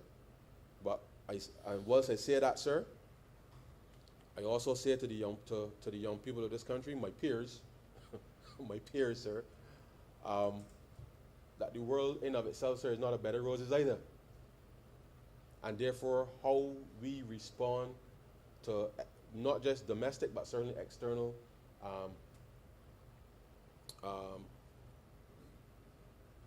stimuli will determine, sir, the future of this country. And not everything that we want, we will get in the time frame that we will get. As you know, sir, the grandmothers obviously tell you, very, very diplomatically, sir, she knows when to tell you no and when to say yes. And as young people, sir, we have to understand that in the context of a perceived environment where you can respond to things instantaneously and get that attention, the reality is that in the real world, sir, things don't work like that. And I think it behoves all of us to remind our young people that hard work, sir, and discipline, hard work and discipline is what is required to be successful in anything that you do in your life, sir. And there isn't any real shortcuts to success, however you choose to measure success. And therefore, in the way that we are structuring out this bill to be able to respond to what we owe people, I'm saying to young people across the length and breadth of the country, sir, that hard work, discipline is what is required, sir, from all of us, to be able to make the difference with respect to not just the response to the pandemic, because the pandemic will go away at some point. But the point is that hard work and that discipline and the leadership that we would want those young people to be able to undertake 10, 15, 20 years from now, sir, that is the example that we wish to set for them, and to be very candid and to be very honest with respect to the way that we conduct the affairs of this country. And so, sir, the bill before the chamber, as I said, outlines the new framework within which we will be able to settle these matters. And in committee, as I said, sir, I'll be making the amendment with respect to the settlement of current liabilities. And so, sir, I am satisfied that the government of Barbados and the Ministry of Finance, I am satisfied, sir, that the conduct of our affairs has been done for the benefit of all Barbadians, sir. And I can also indicate to the country that as long as we continue to stay focused as a country, stay focused as a people, sir, that it is well within us to be able to move this country from where it is today to be able to provide opportunities for all of those young people who have had their lives completely disrupted, certainly in the last 18 months. We have all had to respond in various ways to the circumstances. It has not been ideal for anybody, but Barbados is not alone. But the way that this government has been able to conduct itself on your behalf, I think Barbadians can be proud. And I say to those young people, do not allow anybody to mislead you or to lead you down a path that is not the right one. And we must be able to discern sense, sir, from nonsense, sir.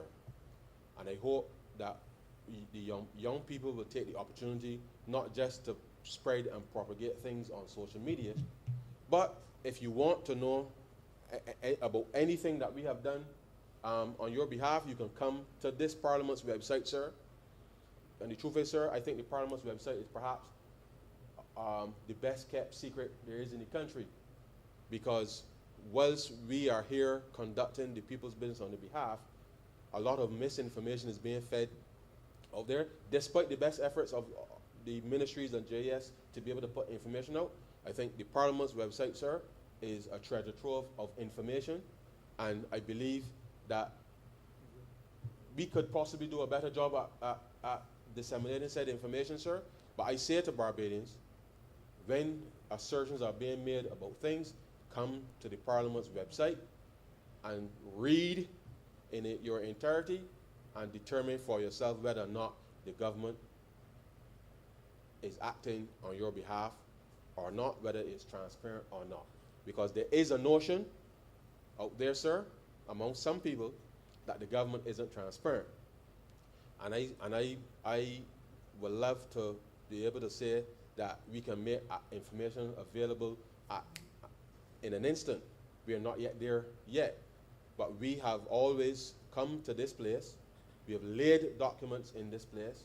I know people are usually interested only in the Auditor General's report, but the other reports that are laid in Parliament that do not receive the same kind of media coverage. But the point is, sir, we come to this place as we are required to do by the law to present not just bills, but the appropriate documentation about what we are doing in the name of the public. We will continue to do so, sir, and this is just but part of the continuation of that process. So I say to Barbadians, visit the Parliament's website. If you are interested in understanding what is taking place, you can reach out to any of the members to ask questions about what is being done, which we've been trying to respond to, sir. The Ministry of Finance is always available, sir, for queries with respect to what is taking place. And just be assured that your government is not in any way associated with any monies or any reports of monies or anything, sir, that is at the expense of Barbadians. We are all Barbadians, sir. And as Barbadians, I know that we have not done anything to betray the trust of Barbadians with respect to the management of this pandemic. We have not done anything to betray the trust of Barbadians with respect to the management of the finances, sir, with respect to Barbadians.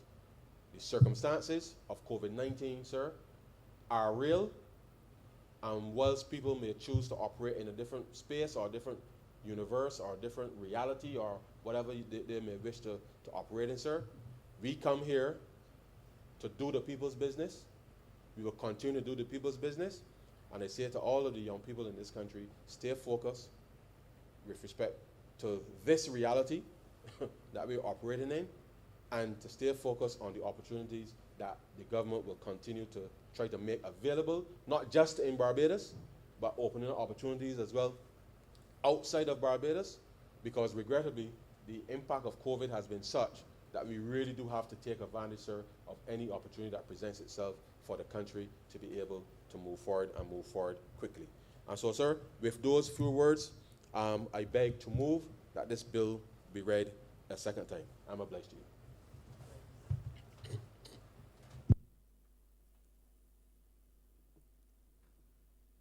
Honorable Leader of the Opposition. Mr. Speaker, thank you.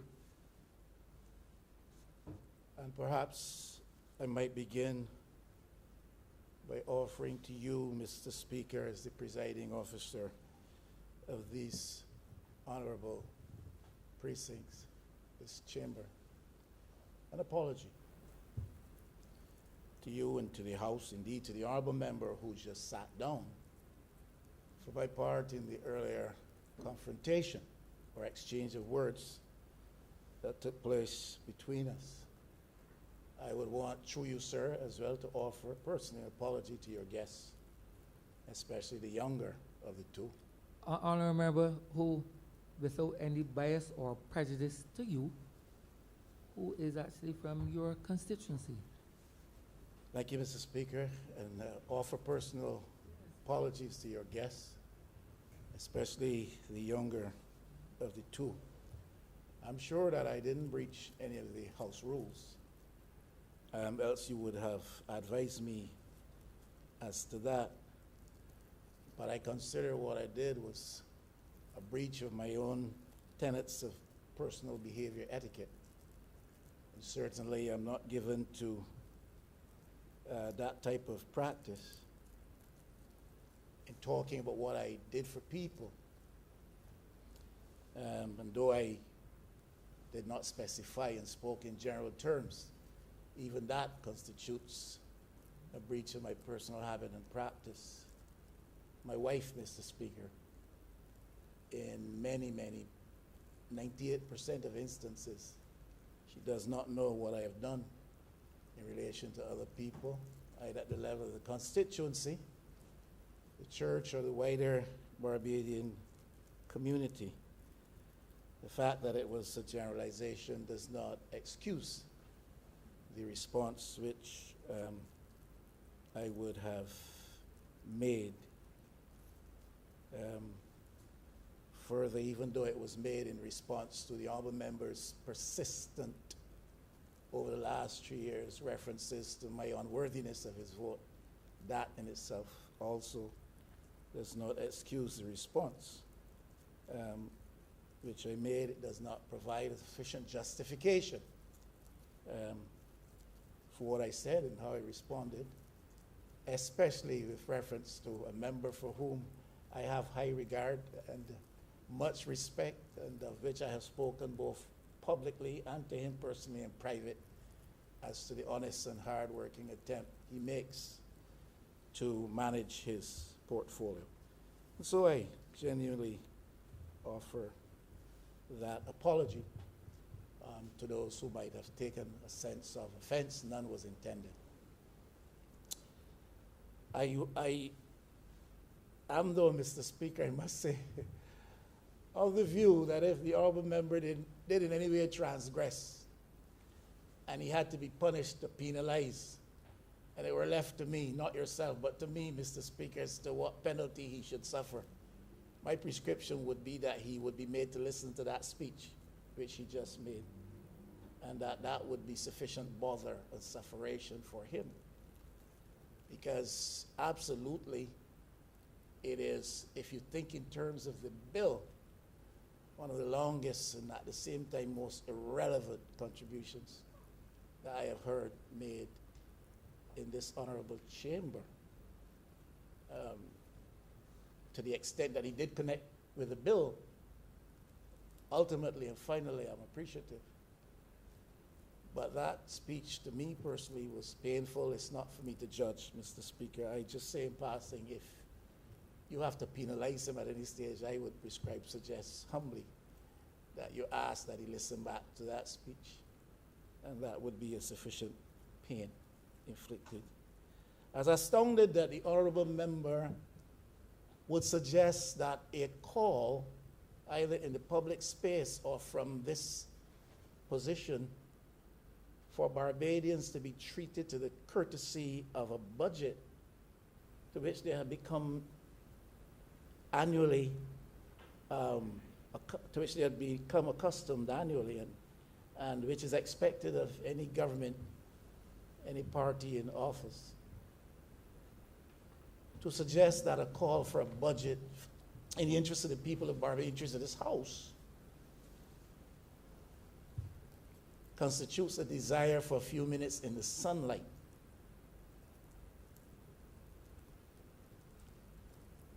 Was very disappointing. When we call for a budget, and I do make that call again from this floor right now in this instance, since the honorable member raised it, we call for a budget to be debated in the House in the interests of this House, your constituents and mine, and the wider Barbados, the wider Barbadian public. Can't dismiss it as somebody's desire for 15 minutes or whatever in the sunlight.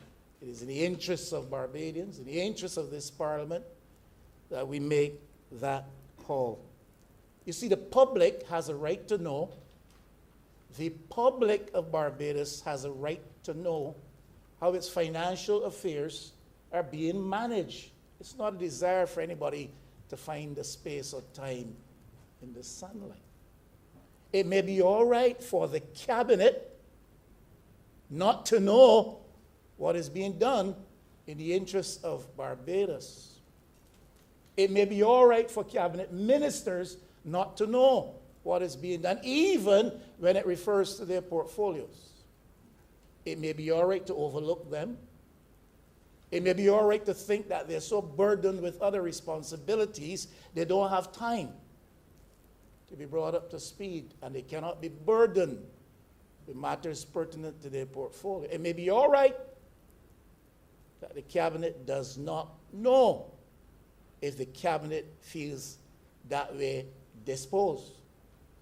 If any member of cabinet feels that decisions should be taken with reference to his or her ministerial portfolio and he or she not be advised, he or she not know, that may be all right.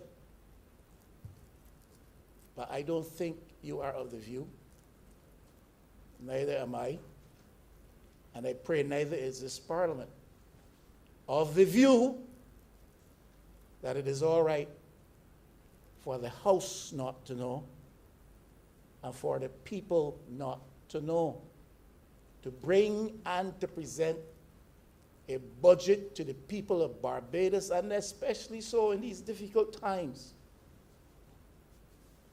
I mean, you're going to meet with the IMF, and you're going to give them all kinds of accounting and reckoning and reporting, and to call for the same courtesy for the Parliament and for the people of Barbados is his expressed desire for a few moments in the sunlight.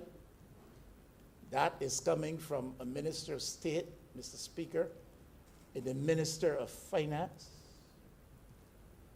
Well, his colleagues may not want to know, but as the MP out of St. Michael West, I want to know, and I speak for you, since you can't on this score, people of St. Michael Central, through you, want to know as well.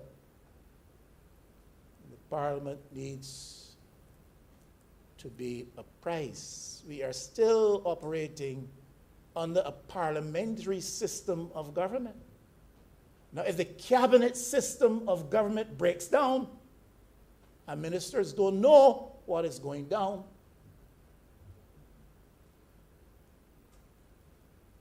that's one thing. But this Parliament must know, should know, ought to know.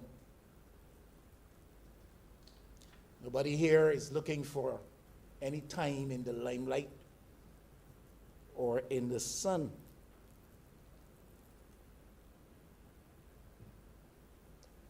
If we use that analogy, this particular administration, for every one day the leader of the opposition has in the sun, this administration in the hallowed halls of this Parliament has 28 days in the sun for every one that the opposition in this House gets. This administration has 28 days in the sun for every one, if we use that analogy, that the opposition in this chamber gets. And I'll tell you, by the practice which we've become accustomed, which we observe, it's almost 365 days they have in the sun per year, because every day they are on the public media with some kind of press briefing, some type of press conference, and it is repeated 2 times a day, 3 times a day. It preempts news, it preempts all kinds of stuff. And that is endless days in the sun, if you want to use that analogy, Mr. Speaker. So don't come in here and tell us that when we ask what has become of the budget to which we have become accustomed, how are the Barbadian people going to be advised? You don't only report to the IMF. IMF did not elect this administration. People of Barbados did. You report to the people of Barbados, and particularly so through this Parliament, not only through a controlled media, especially the media entity represented in the Pine, Mr. Speaker. So whether we're talking about vaccines, the people have a right to know. Whether or not we are talking about vaccines acquired or not acquired, paid for, not paid for, it is the people's right to know. That is not about any time in the sun. To get behind a microphone in some sheltered studio and speak a few words unchallenged is insufficient.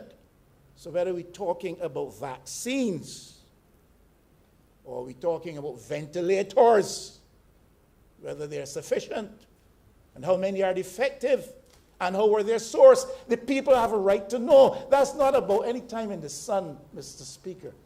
I didn't plan to talk about these things. The Alban member introduced this line of argument. What, 15 minutes in what sun? Whether you're talking about vaccines, a failed attempt to acquire vaccines, the level of commitment made to the intermediary source. People have a right to know. People have a right to know. How could it be that the Minister of Health did not know? Do we still have cabinet government? Mr. Speaker, the people have a right to know.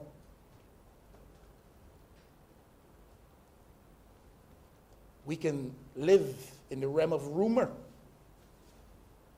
or we can connect with reality and truth. We do that when people stand up squarely, people who are charged with the responsibility to stand up squarely and give an accounting, whether you're talking vaccines, whether you're talking ventilators. People have a right to know. People have a right to know, Mr. Speaker, whether you're talking about contracts or consultancies. People hardly know anything about these things. They must surmise, they must guess, they must depend upon the informal media or social media to get pickings of news. Because people who are charged with the responsibility for managing and accounting for these things, people who enter into these arrangements, enter into these agreements, feel that they cannot be challenged, they cannot be questioned. That might is always right. So don't tell me about moments in the sun because you call for someone to stand in this house, this place, that legitimizes the spending of taxpayers' money, and you say it's a desire and appeal from somebody to have moments in the sunlight. Clearly, when you make those types of statements, you yourself have been exposed to the sun a bit too long.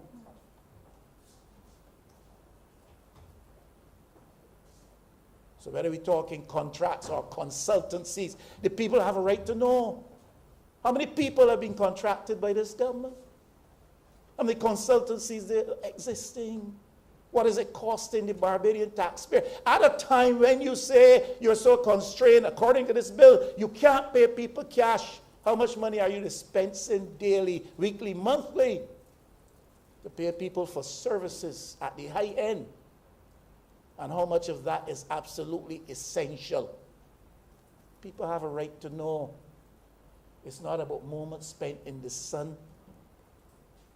Be careful what you say, because when you start down this road, I am going to follow you. When you open this avenue, I will walk into it. So whether it's about vaccinations or vaccines or ventilators, whether it's about contracts or consultancies, whether you are talking about Coverley or Clear Water, the people have a right to know. Still questions over Coverley after all of these years. Still questions about Clear Water yet to be answered. Is it the people's right to know?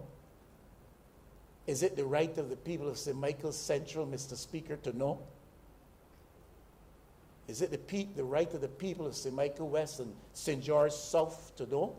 You want to tell me it is not the right of the people of Christchurch East Central to know that?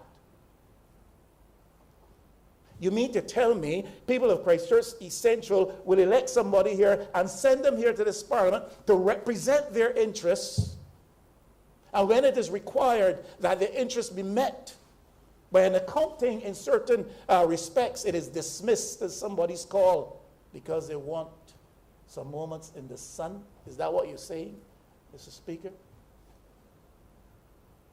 Were I to stand and say that, not cognizant, not respectful of, not mindful of the interests of the people of St. Michael West, they should readily and summarily dismiss me.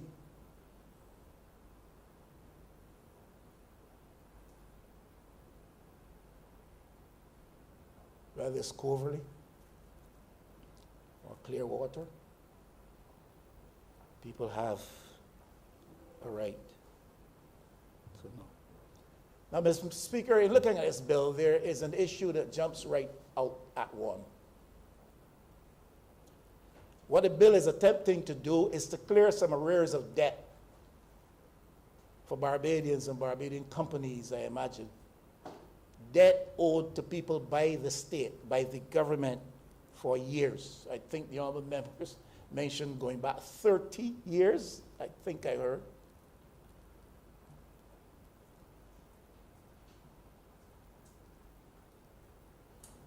And the thing that jumps at you, Mr. Speaker, is that this represents to me what is a perennial practice of injustice in Barbados, where a government acquires land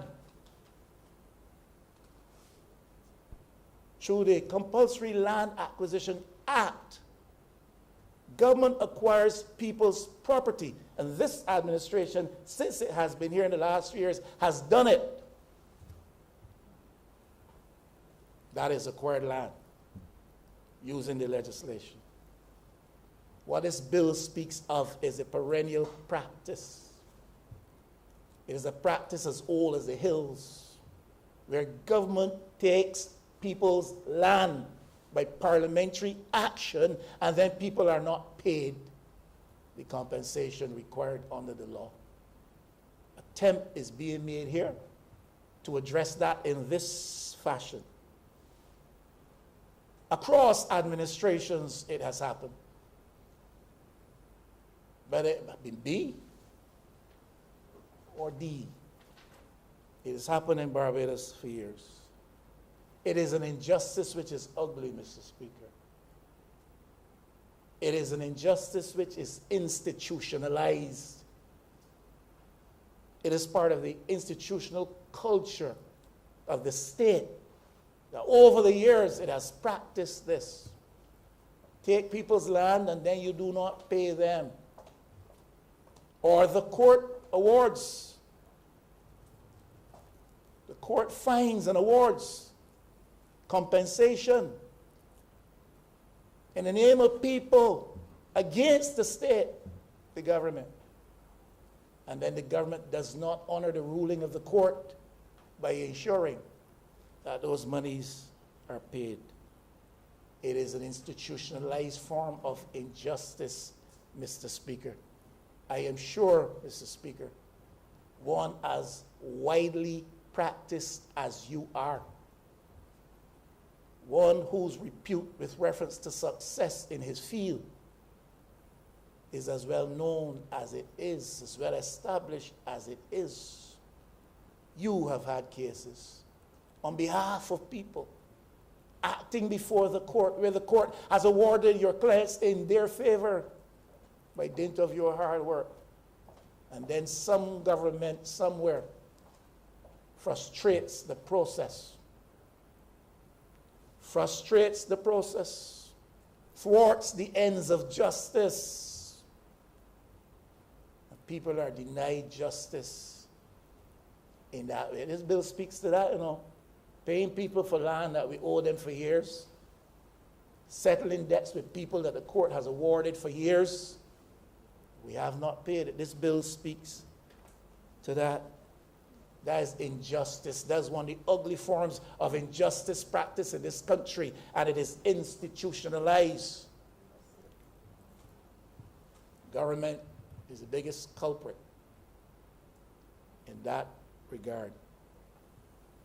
You know and I know, Mr. Speaker, that access to justice, when that access is frustrated, is anathema to development of democracy in the way that we want to practice it, since justice is one of the principal planks of our democracy and our governance structure. We have 3 branches of government: the executive, the legislature, the judiciary. The judiciary can do its best and with due diligence. Then you have this ugly practice persisting. Justice being accessed, but at the same time being denied. That is what's happening. This is what this bill speaks to, and I do not know if you can read this bill and not be moved by that consideration.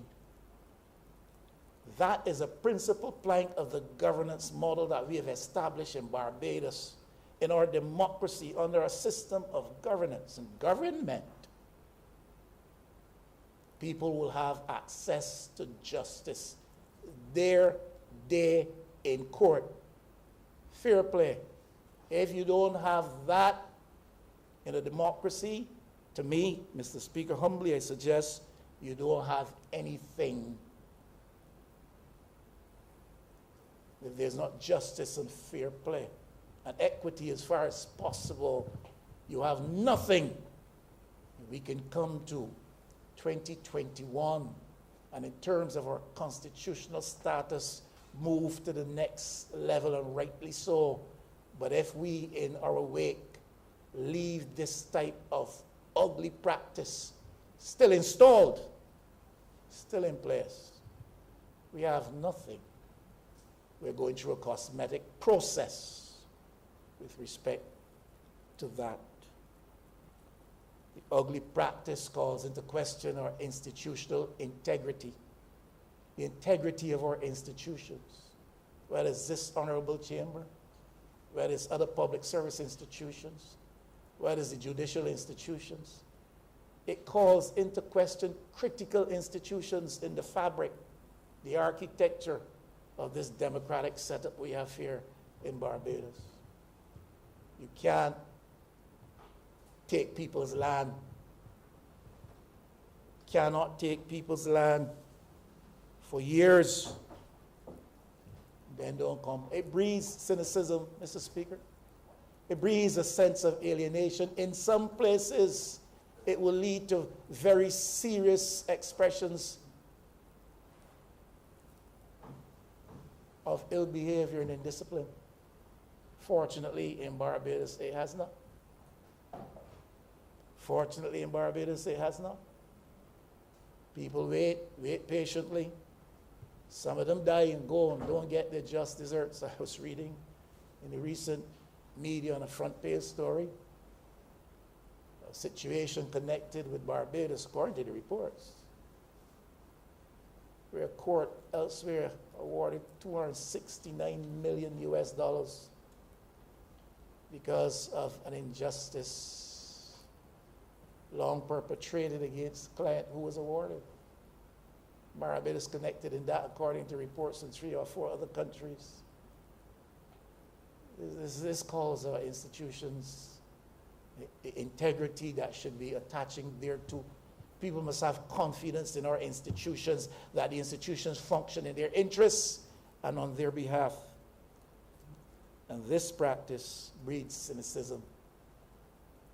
It breeds other things besides cynicism, other undesirable things. You know, Mr. Speaker, I am aware of, and you may be too, of the fact that this type of approach to governing, this type of ugly injustice, this particular delinquency of not paying people what is due to them, is weaponized in the Barbadian context. My understanding, political parties use this to keep people quiet, to keep people in line. You want your money, behave yourself. You want your money, keep quiet. You want your money, don't let your opinion be heard on any subject, whether it's vaccines or ventilators or corruption or what. Don't let your voice be heard. Mr. Speaker, I had a man of some means, economic means, financial means, very well off, Mr. Speaker, said to me recently, boy, this and this and this is the case, but I can't say anything. I don't want to think because they got some money for me, and I want to be sure to get it. Yes, I want to be sure to get it. It's not the first time I've heard that. That's the most recent. The first time I've heard that. It is weaponized. It's used as a weapon against people. Keep them quiet. Government owes you money.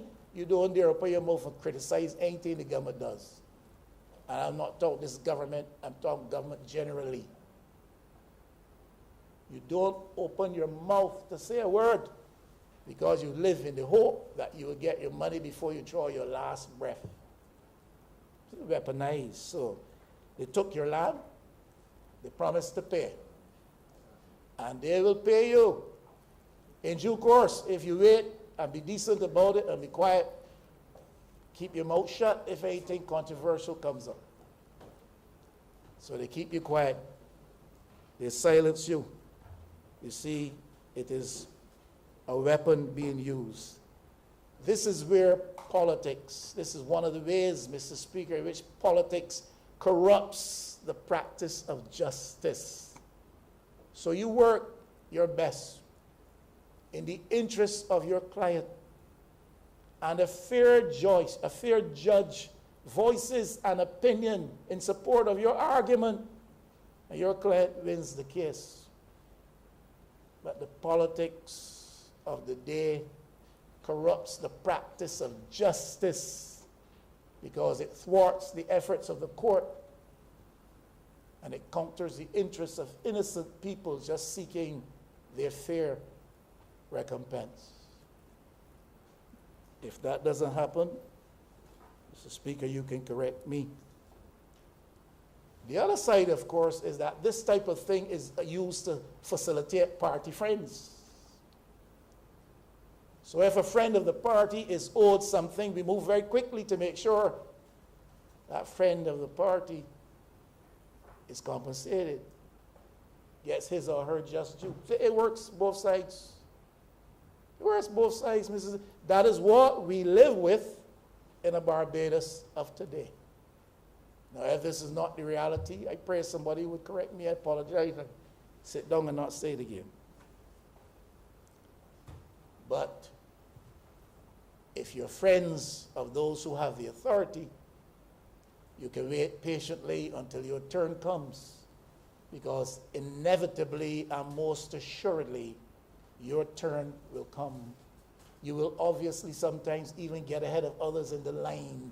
Others will be waiting before you, but they're not supporters and friends of the party. So they don't get, you get. This is how justice is corrupted and frustrated. It would be good to know, Mr. Speaker, who are those to benefit from this legislative intent of the government. The object of this bill is to pay people who have been owed money up till September 2018, and then the honourable member went on to say that would be amended to become a more general context. Those who are owed will be paid. Well, it'd be good to know those who are owed, even if only up to September 2018. It'll be good to know, therefore, who is going to benefit from this legislative intent. Is it everybody, Mr. Speaker? Is it everybody owed by the government at this time? Is it everybody owed? If it is not everybody owed, what is the selection criteria for those who have been chosen to have their needs met? and to experience finally the workings of justice in their behalf. How were they selected? And why were others not chosen to be compensated in the way in which was promised or which the court ordered? It would be good to know what are the amounts scheduled to be. Nothing so, Mr. Speaker. A long speech about leadership and who should say what, and who, I mean, going back there, long speech about, but nothing so. No indication that this is X million or Y billion. No indication that it is 30, 40 people that we're talking about, 10 companies. Nothing like this. Nothing, no information, because the Parliament is not deserving of such information. I mean, after all, if cabinet ministers don't get it, why should the Parliament expect that they would get it? Nothing so. Nothing at all like that. I believe, and the honorable member for Christchurch East Central really should admit, sadly enough, this is only prompted by IMF imperatives. In other words, International Monetary Fund, under the extended fund facility, that agreement, one of the prescriptions is that this government settles its debts. This is not coming out of the bosom of goodwill of the government. This is coming because it is an IMF requirement, and at due course, you have to report to the IMF. One of the things you have to do, collect what is owed, pay what you owe.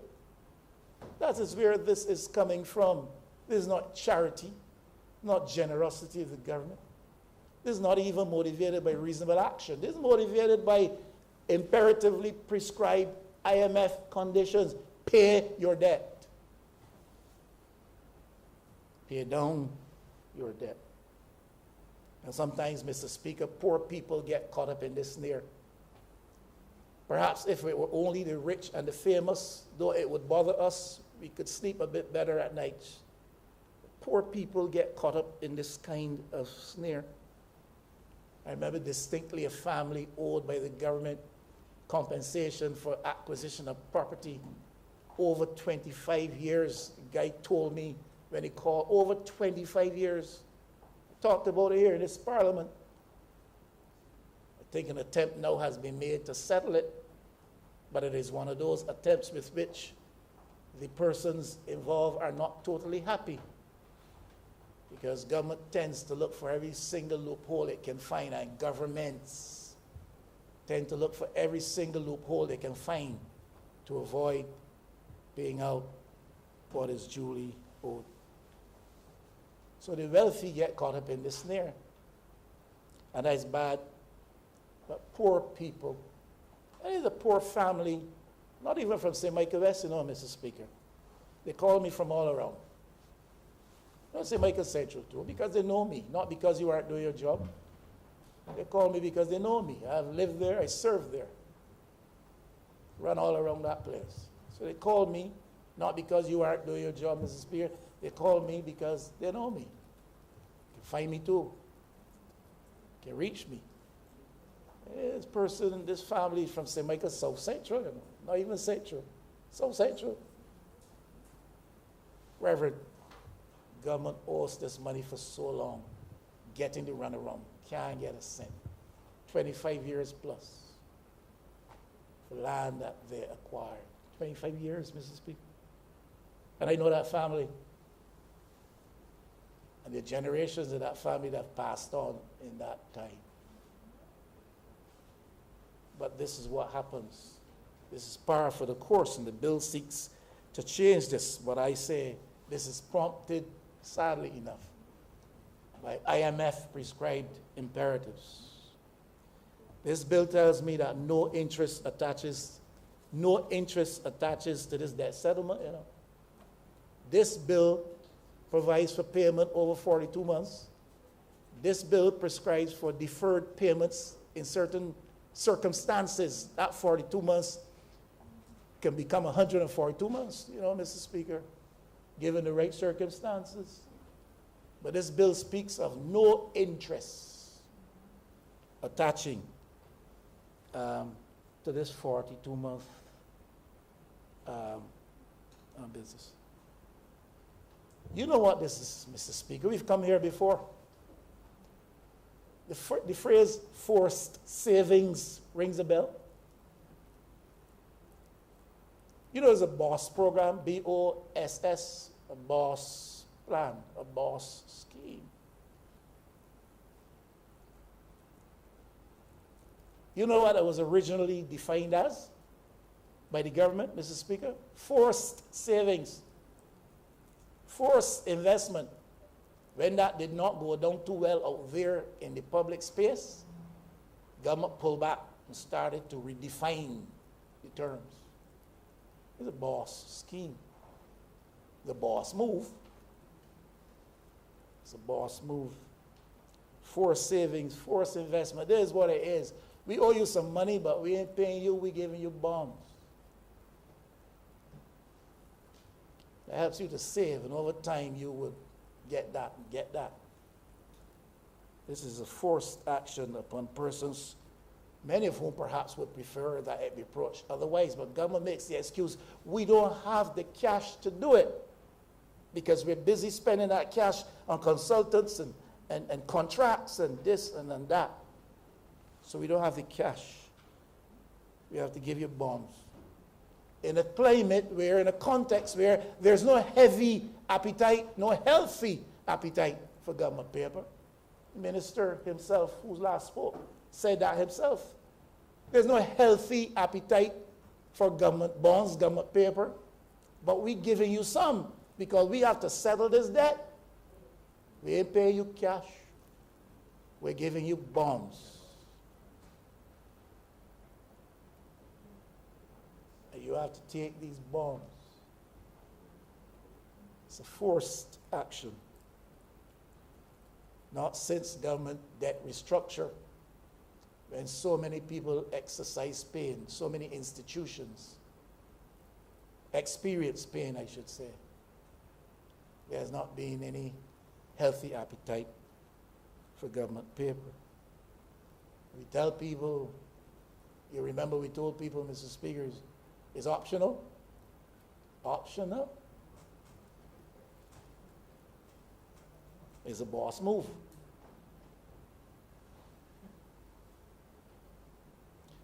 Purportedly, it was said, this is a good way of engaging in investment and earning from your investment, especially for lower and middle income people, especially for public service. We heard all of that, and I got up in here, Mr. Speaker, you would recall, because you have a memory as long as an elephant. And they were reporting with loud boast, is 95% buy-in by public servants in this BOSS scheme. 95% of the public servants want this, based on a meeting poorly attended, a representative number of public servants, some of whom voted for this thing, others dismissed it, but the loud boast was made, 95%. I counted that in here, and it was dismissed. My view then still holds now. It was an attempt to relieve government of the expenditure of meeting public servant salaries fully and diverting some of those funds to be used in other projects. And that ultimately it would not be public servants that would benefit, but people who had the disposable income who would snap up those bonds. Ask what has been the reality. Ask and discover, find out, Mr. Speaker, what has been the reality. And a lot of that which has been snapped up on what they call, I think, the secondary market. You know, but they made a BOSS move, according to them. It's not public servants, especially those near the bottom, but it's people with means and people with money that were able to benefit from those bonds. That's left a bad taste, a poor appetite for bonds among majority of Barbadians. Now, Mr. Speaker, I have to say, because this government is very loud in pronouncements about climate change, the fact that the climate, the environment around us has changed significantly because of this global factor, phenomenon we call climate change. It's impacting Barbados already, we are told, significantly. There's a natural disaster clause in this bill. Put simply, if a natural disaster of certain proportions, and we have experienced some of them in recent times, and in the context of climate change, it is anticipated, I am sure, or feared, I am sure, by this government that we will probably face a couple of those events going forward in the next few years. More than a couple. There's a natural disaster clause, and here it says, we give you bonds over 42 months, we will pay you. But if a natural disaster event takes place under the CRIF policy to which we are subscribed, then we will defer that payment. You ain't getting that money for, we will defer. Payment is stopped and resumed at a later date. That is in there, you know. If I were to ask you, Mr. Speaker, if I were to ask any member of this House, and none of us here claim to be prophets, none, stress that. We would ask any of us here, do we imagine that in the next 2-3 years, 3.5 years, we're going to experience weather events in this country that can constitute the premise for invoking this natural disaster clause? Do you think we're going to experience anything like that? The answer resoundingly by everybody would be yes. Because that is the world in which we now live. Whether it is freak, whether it is predicted, whether it is torrential rains unexpected, that provides for catastrophic situations, whether it's in Western Barbados or Central Barbados or Southern Barbados.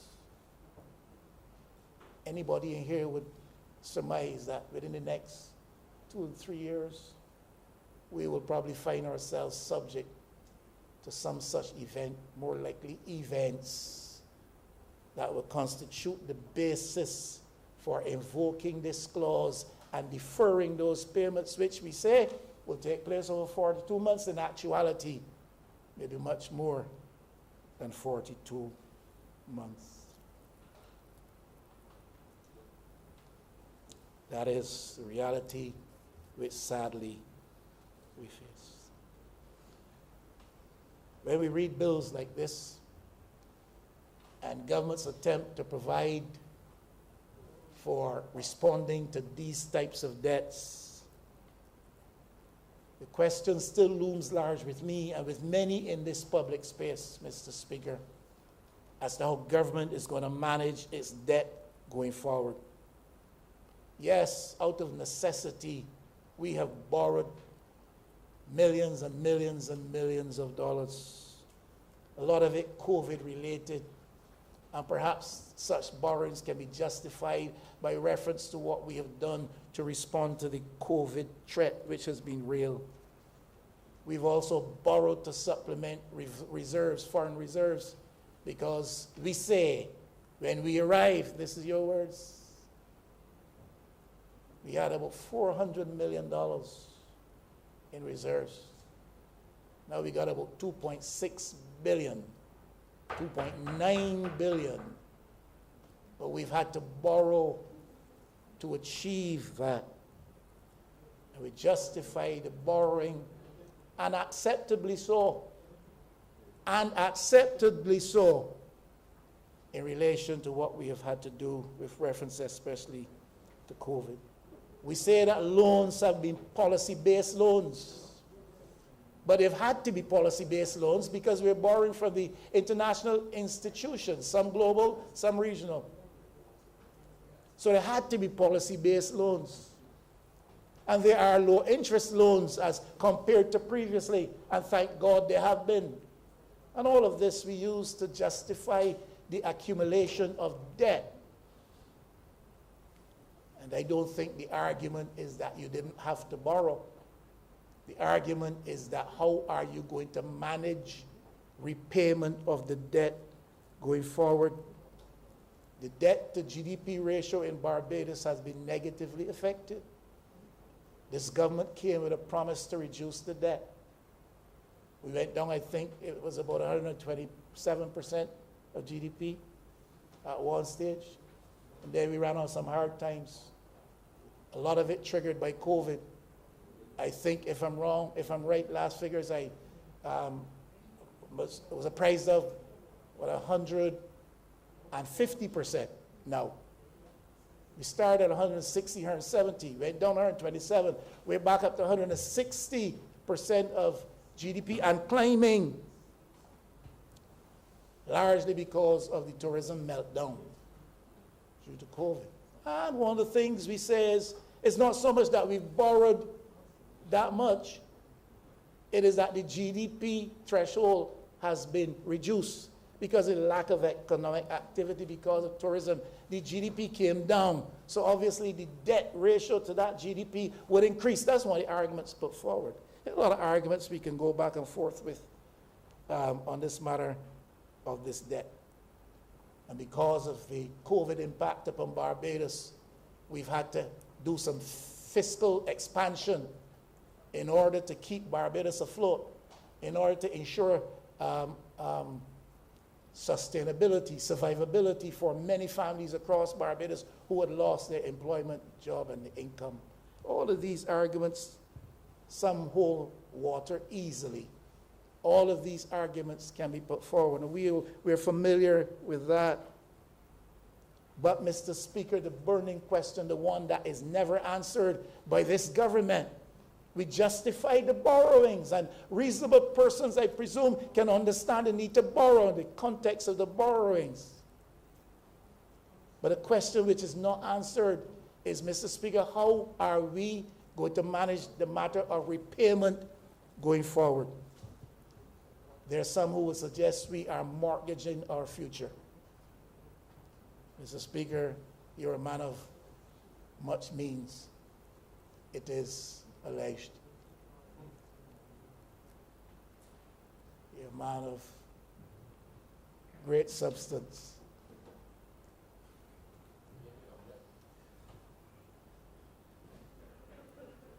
Mr. Speaker, he who attempts to speak out of Christchurch East is equally a man, or perhaps more so a man, of immense substance.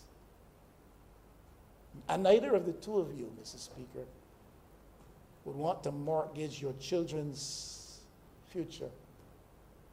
And if you have mortgage commitments, you want to pay that down and not leave that for your children to pay.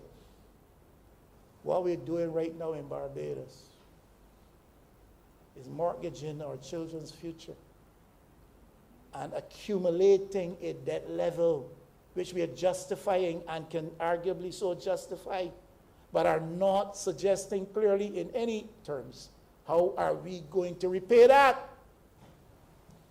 how our children will repay that going forward. Our debt must be pushing up to about $14 billion by now. Not sure it's the exact figure, maybe 13, 12, $14 billion.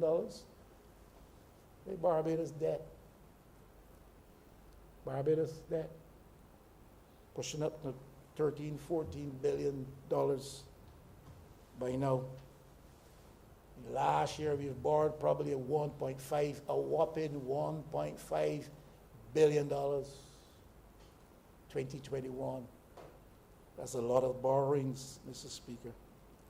The thing about this debt, Mr. Speaker, it is that it is denoted or denominated in foreign dollars. This debt has to be repaid in foreign dollars. They in Barbados dollars. I talk about debt levels in foreign dollars. That will have to be repaid in foreign dollars. You can't pay in Barbados dollars or EC dollars. This is hard, popular foreign currency traded in global circles. We have to find that. Now, Mr. Speaker, if you are going to repay that and repay that in foreign exchange, you have to get the foreign exchange. This government never says to us.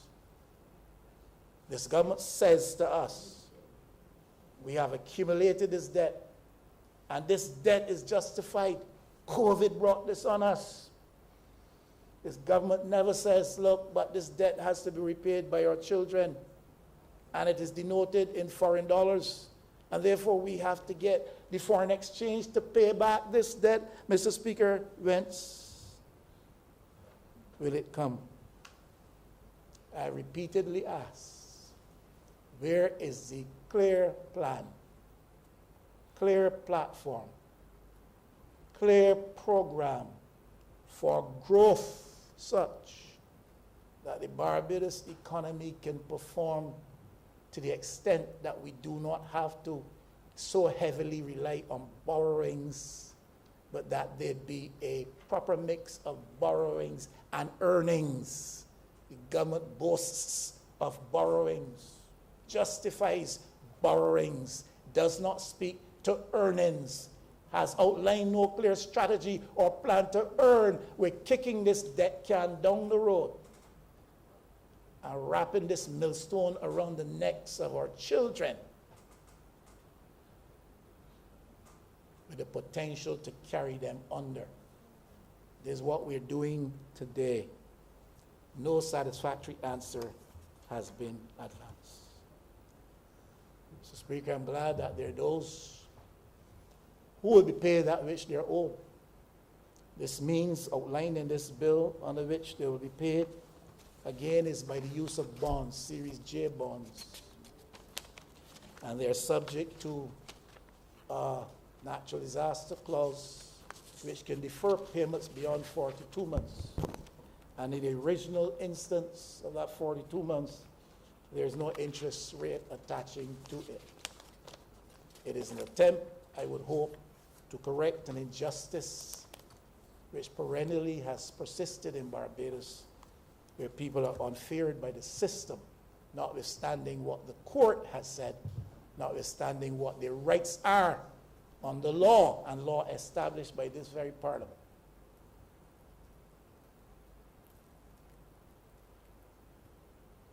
I thank you, Mr. Speaker.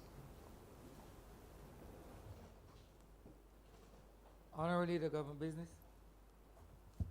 Thank you, Mr. Speaker. I beg to move the suspension of the sitting until 2:45 p.m. I didn't hear, Honorable. 2:45 p.m. Questions that this Honorable Chairman will be suspended until 2:45 p.m. All those honorable members in favor, please say aye. Those against, please say no. Meeting the ayes have it. This Honorable Chamber stands suspended until 2:45 p.m.